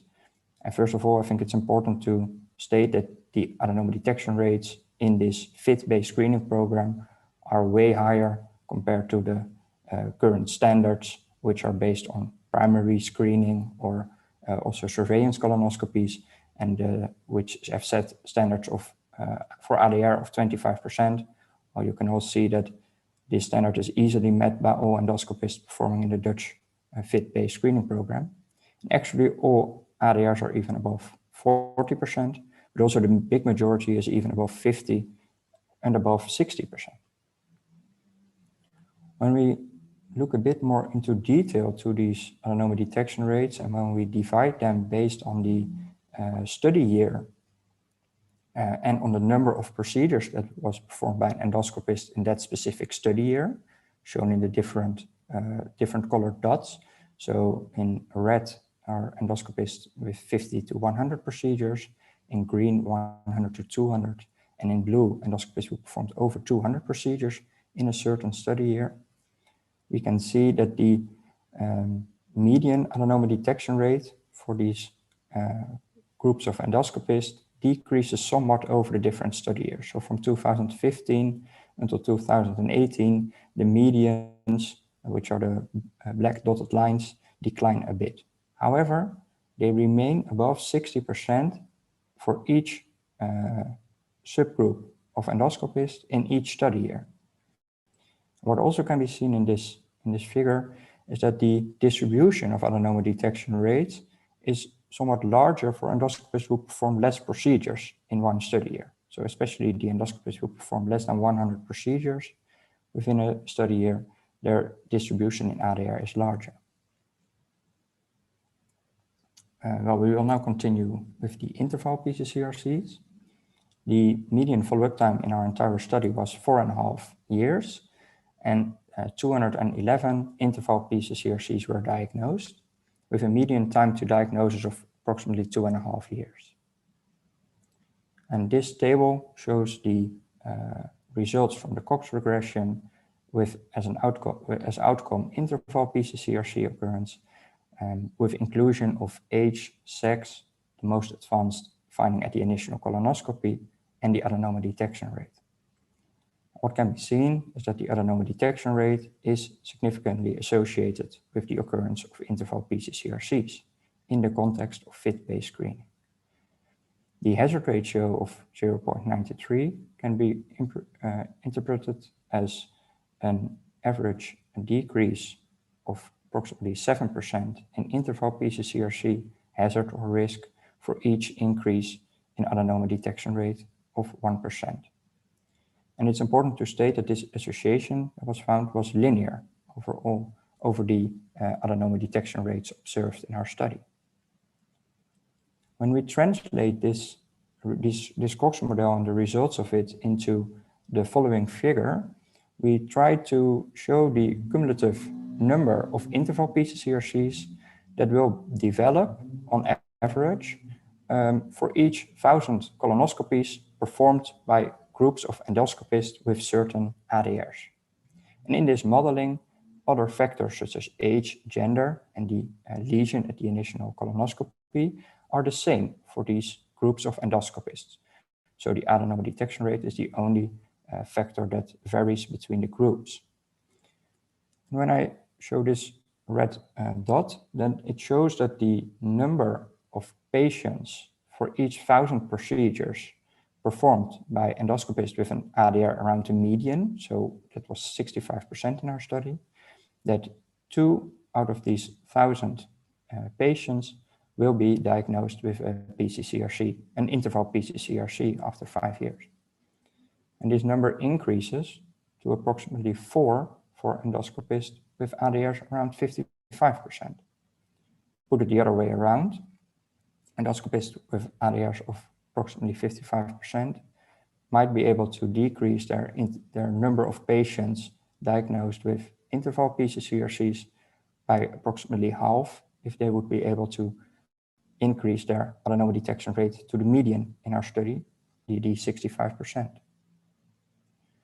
So in conclusion, we can say that the adenoma detection rates are high during the first 5 years of the Dutch fit-based colorectal cancer screening program, but also that these ADRs remain high.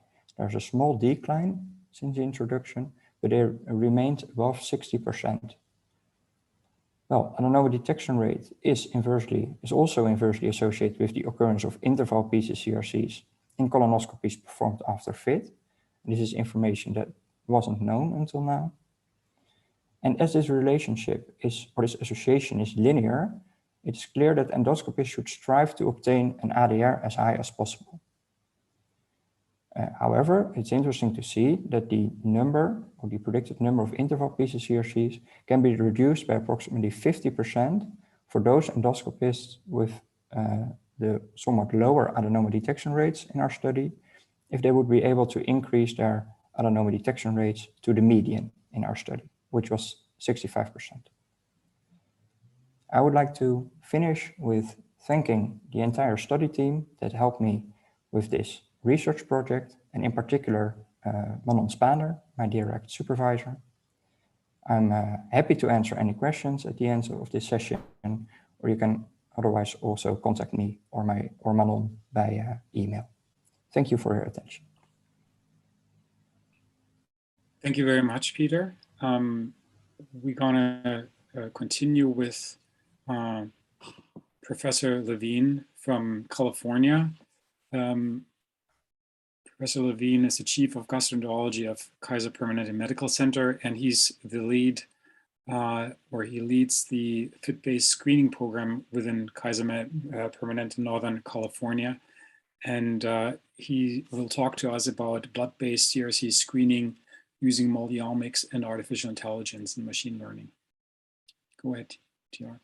Thank you very much. It's a pleasure to be here. Let me find my slides. Oh.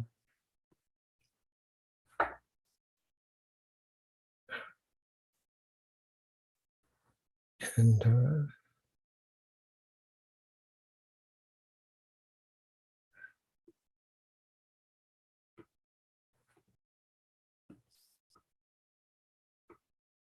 so this talk is very much a kind of a promise of something, which I think is we can all agree is how a lot of us feel about AI. There's been a lot of promise. We're still waiting to actually demonstrate and prove that it really can deliver on all the promises. And this is a collaboration with company Freenome and our large-scale trial called Preempt. I think most of us are familiar with other attempts to do blood-based screening for colorectal cancer. And one of the big issues is that if you're looking for tumor-derived DNA markers in the blood, you're not going to find it until you have much more advanced disease. To find adenomas, it's been traditionally difficult to find adenomas or to detect adenomas with using blood-based tests. There's a potential opportunity using non-tumor derived markers, proteins, and other aspects of the immune system, which is sort of a host response to the adenomas. And that is kind of the basis for this test that we're using. It essentially, it's a multi-omics test, so it combines both protein and DNA markers. You start with a blood sample. You detect a large number of potential biological signals, and then you apply a machine learning classifier to that sample, and then come up with a result, either positive or negative. So the initial work on the multi-omics blood test was done in very much of a kind of a product development study, which was conducted in 30 sites, including 2 academic practices, 1 in Canada, and 28 community practices. And it was developed with 2 cohorts, both a pure screening cohort of 3,217 people who were scheduled for screening colonoscopy. They were of average risk, 50 to 84 years of age, and blood was collected pre-colonoscopy and prior to bowel preparation. The post-colonoscopy cohort was used to enrich the population with neoplasia to improve the cost effectiveness of studying the new blood-based marker. These included people with a recent diagnosis of colorectal cancer or people with advanced adenomas who were being scheduled for a follow-up colonoscopy, likely for EMR or other being referred to an advanced endoscopist to have their polyps removed. So this was prior to adenoma removal and prior to the subsequent colonoscopy. So it includes a mixture of people who are average risk and high risk. And in all this, in this category as well, blood was collected post-colonoscopy prior to bowel preparation and treatment. So in this design, the this study called AI Emerge, the detection for colorectal cancer for stage 1 and 2, 94%, stage 3 and 4, 91%, and so overall 91% sensitivity for colorectal cancer at a specificity of 94%. This is a very much of a kind of a case control design, and so we'll have to see. In subsequent slides, I'll talk to you about the large scale trial to test for this in a intended use population. One interesting comparison that was conducted as part of this study was the comparison of the multi-omics marker with methylated DNA markers, or CEA. And clearly what was seen was that the multi-omics marker was twice as effective at detecting advanced adenomas compared to the single markers, either the methylated DNA or CEA. And so the multi-omics platform seems to offer an advantage over searching for single markers, particularly DNA-based markers in blood.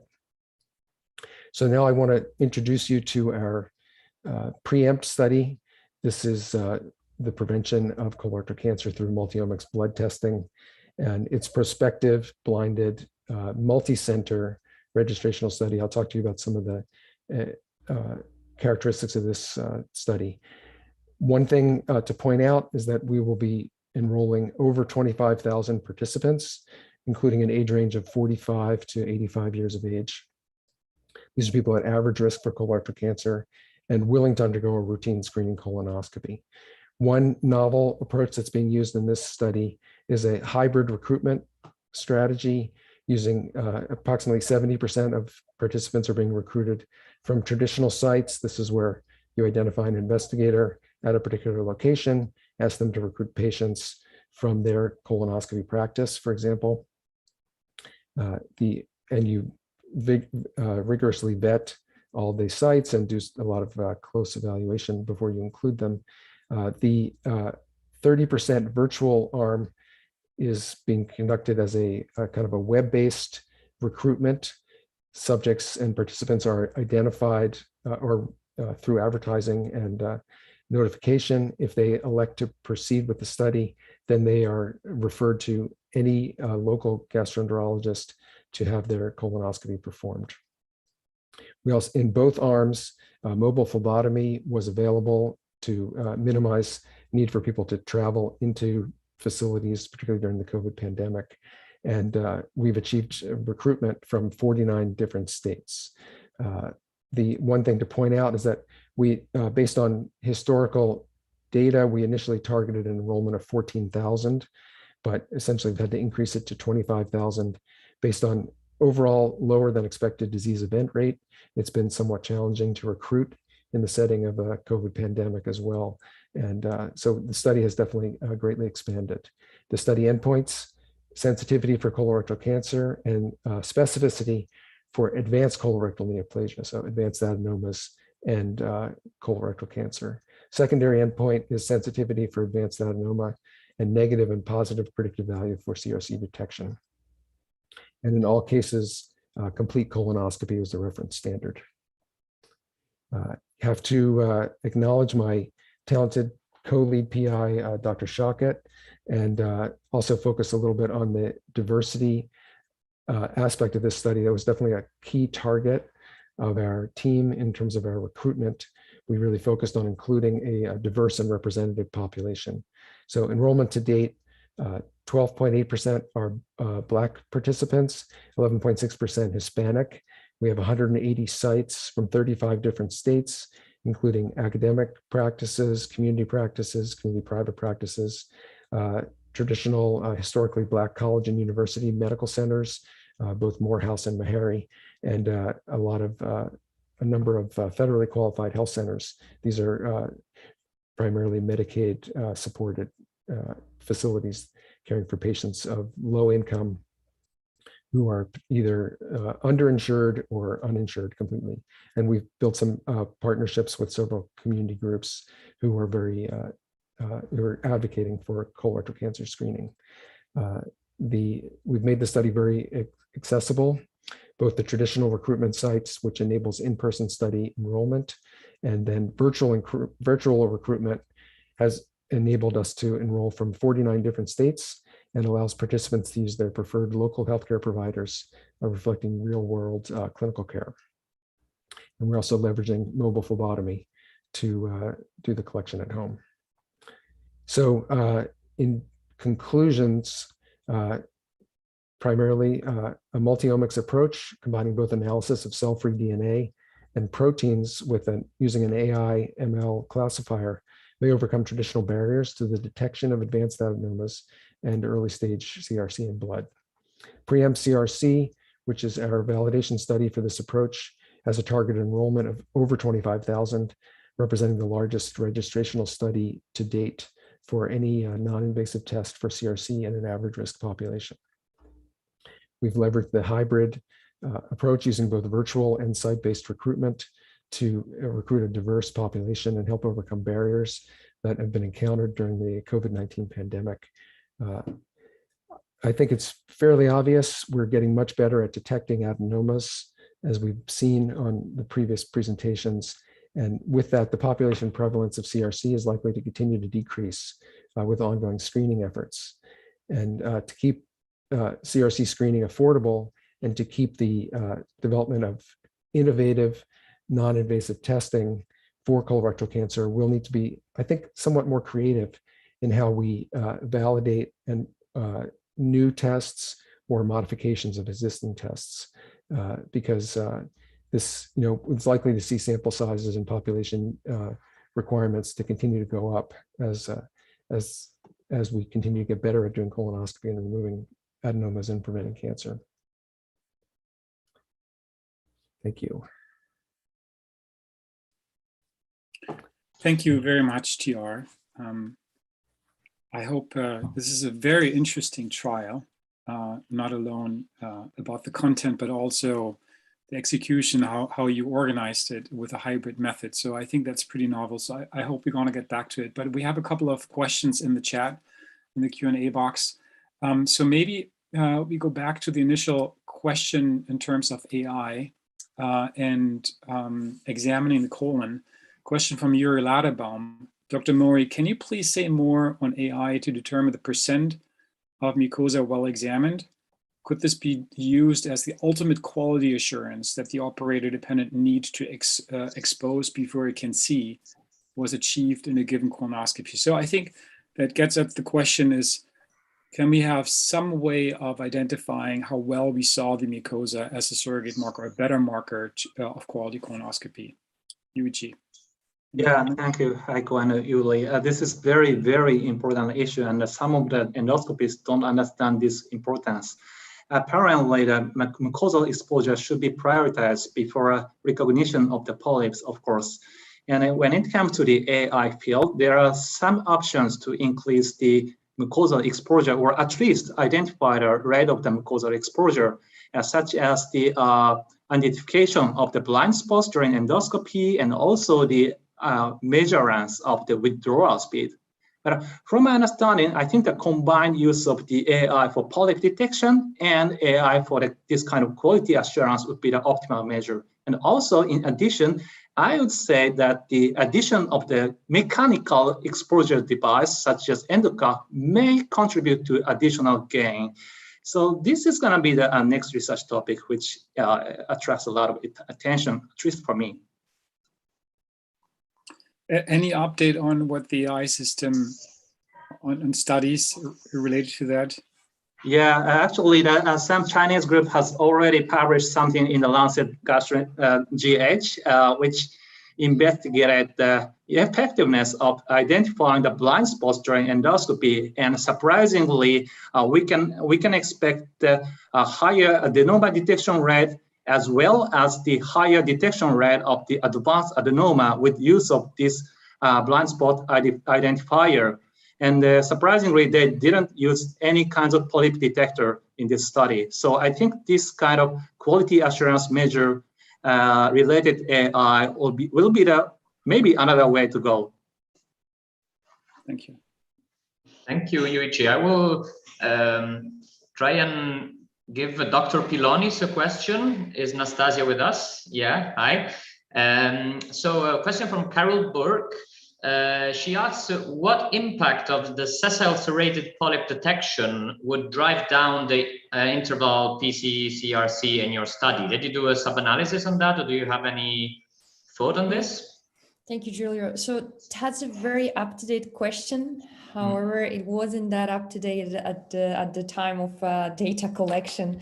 Unfortunately, those kind of lesions, SSP, they were not included into the analysis. So we started to report those kind of lesions after 2011, 2012, and our observation time is up to 2016. So I'm afraid that it wouldn't be enough to show it. But well, what I can tell, we have data that it's that showed that serrated lesions are also associated with ADR. So my gut is that that it shouldn't influence that much the overall estimation that we presented here. And also, I would like to emphasize here that yeah, we are talking about the decreasing risk and risk difference, but if we look at the absolute numbers, they are very low. So this is something that we should take into consideration when we think about this. Good point. Good point. Thank you. Thank you. I have maybe a follow-up question to both Peter and Nastasia related to Maria Paligi's comment. She said, it is interesting to learn that at least 70% of interval cancers are found after good quality colonoscopies and are attributed to missed lesions despite good quality colonoscopies. That's an ADR more than 20%. On the other hand, there is still an impact of ADR in incidence of cancer, even above 20% ADR, and AI would also be cost effective. So, so even after high quality colonoscopies, there are still interval cancers. So that's one point. And the other point is, there is still a benefit of increasing ADR in terms of interval reducing colorectal cancer, interval colorectal cancer. So do you want to comment on that, Peter, and maybe Nastasia too?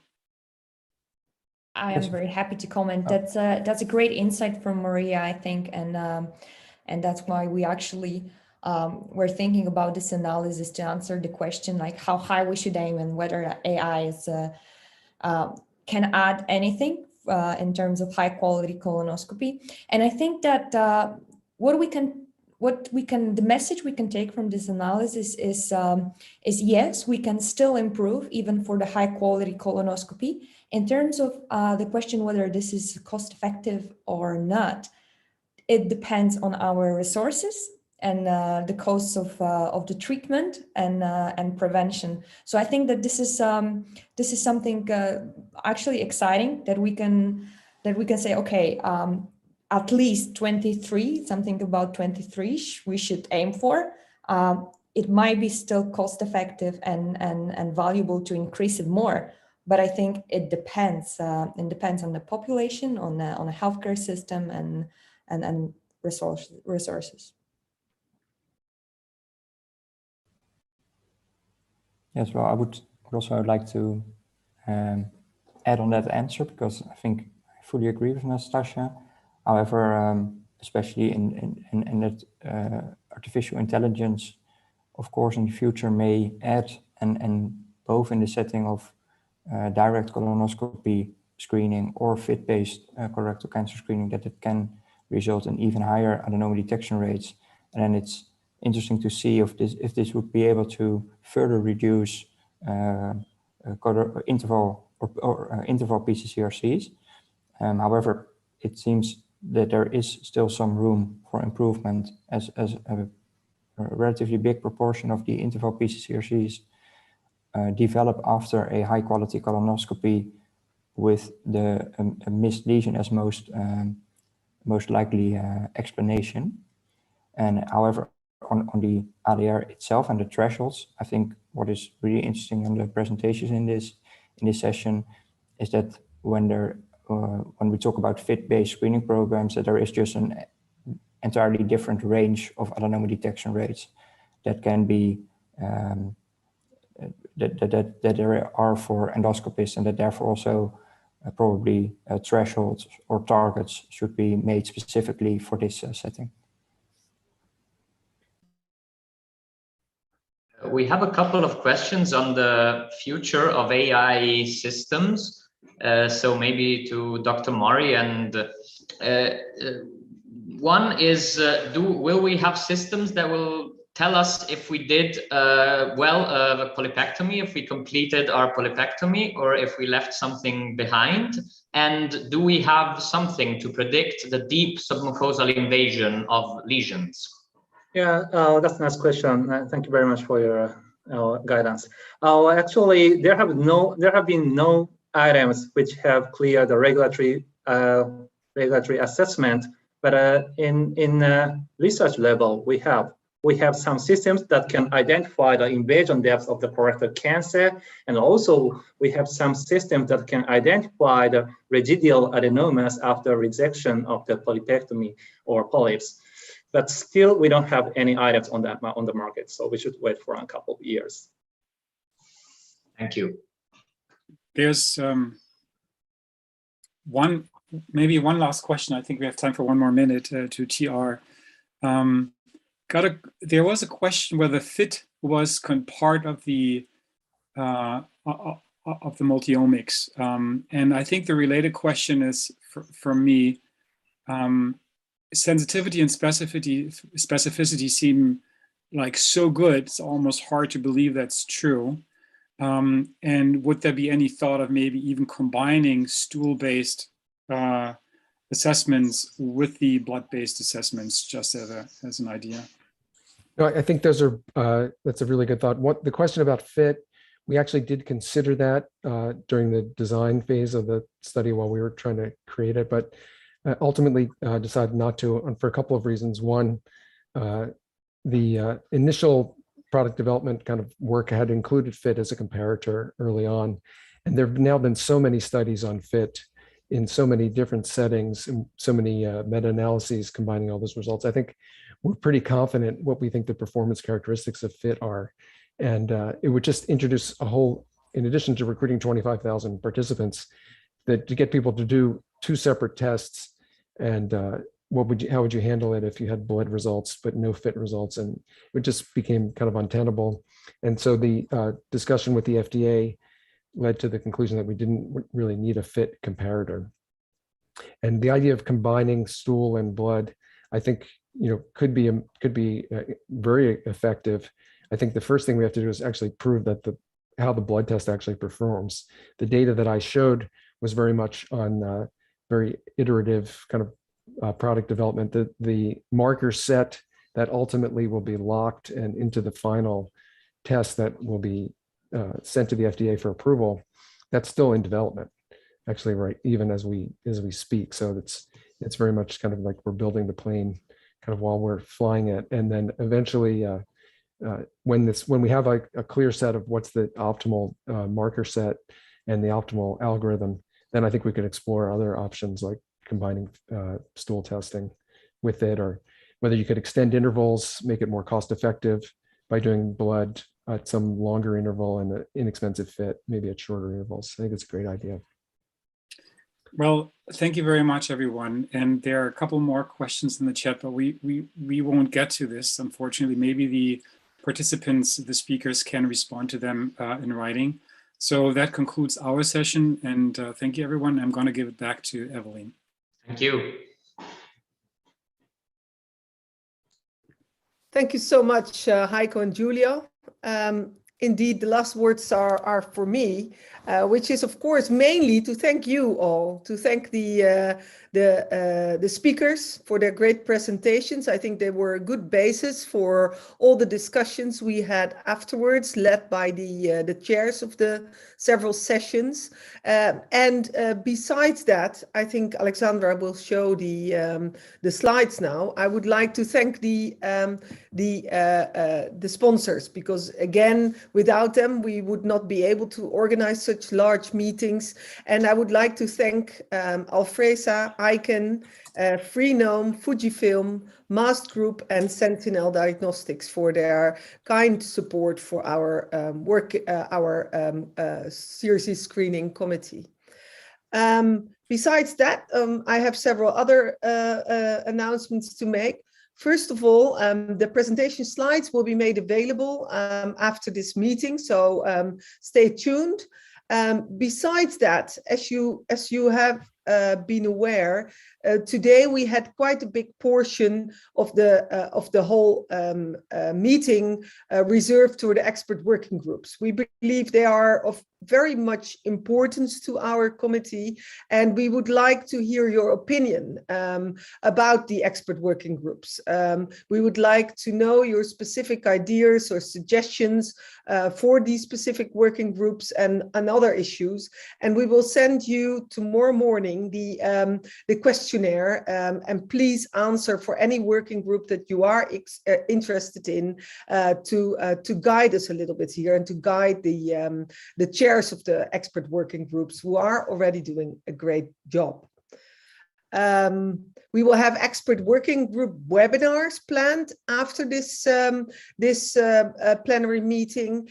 We have made them joint because we didn't wish another 7 weeks in a row for webinars, which we did earlier this year. So we decided to join 2 expert working groups for each webinar. Please look at the dates here. They will also be sent to you by email. And of course, we hope you will join us in, again, hopefully great sessions and discussions. Coming up, there's several sessions early next year. We've been busy or are still busy to organize those. There will be a meeting of the CRC Screening Committee connected to ESGE Days, one to Endo 2020 in Japan, and also one hopefully live in San Diego in the USA, connected to DDW 2022. That will be most probably the Friday before the meeting again, as usual. You will be informed, please stay tuned. So again, feel free to suggest colleagues and enthusiasts to be added to our mailing list. You can see the email address in the slide. Send us topics when we ask you for doing so, because we really like your input here. This is a meeting for all the members of the committee, and we all like your suggestions, either on topics or on speakers or on your own subjects. So please let us know. And if you want to contribute to the activities, also please let us know your ideas. So again, thanks for attending. But last but not least, I would like to thank the Secretariat, especially Alexandra and Ruth, for their great organizing of all the activities we do, but especially again those large meetings, which really mean a lot of work for them. And I think they did an excellent job. So thanks again. Hope to see you live next time, maybe in San Diego. Thanks for attending, and goodbye.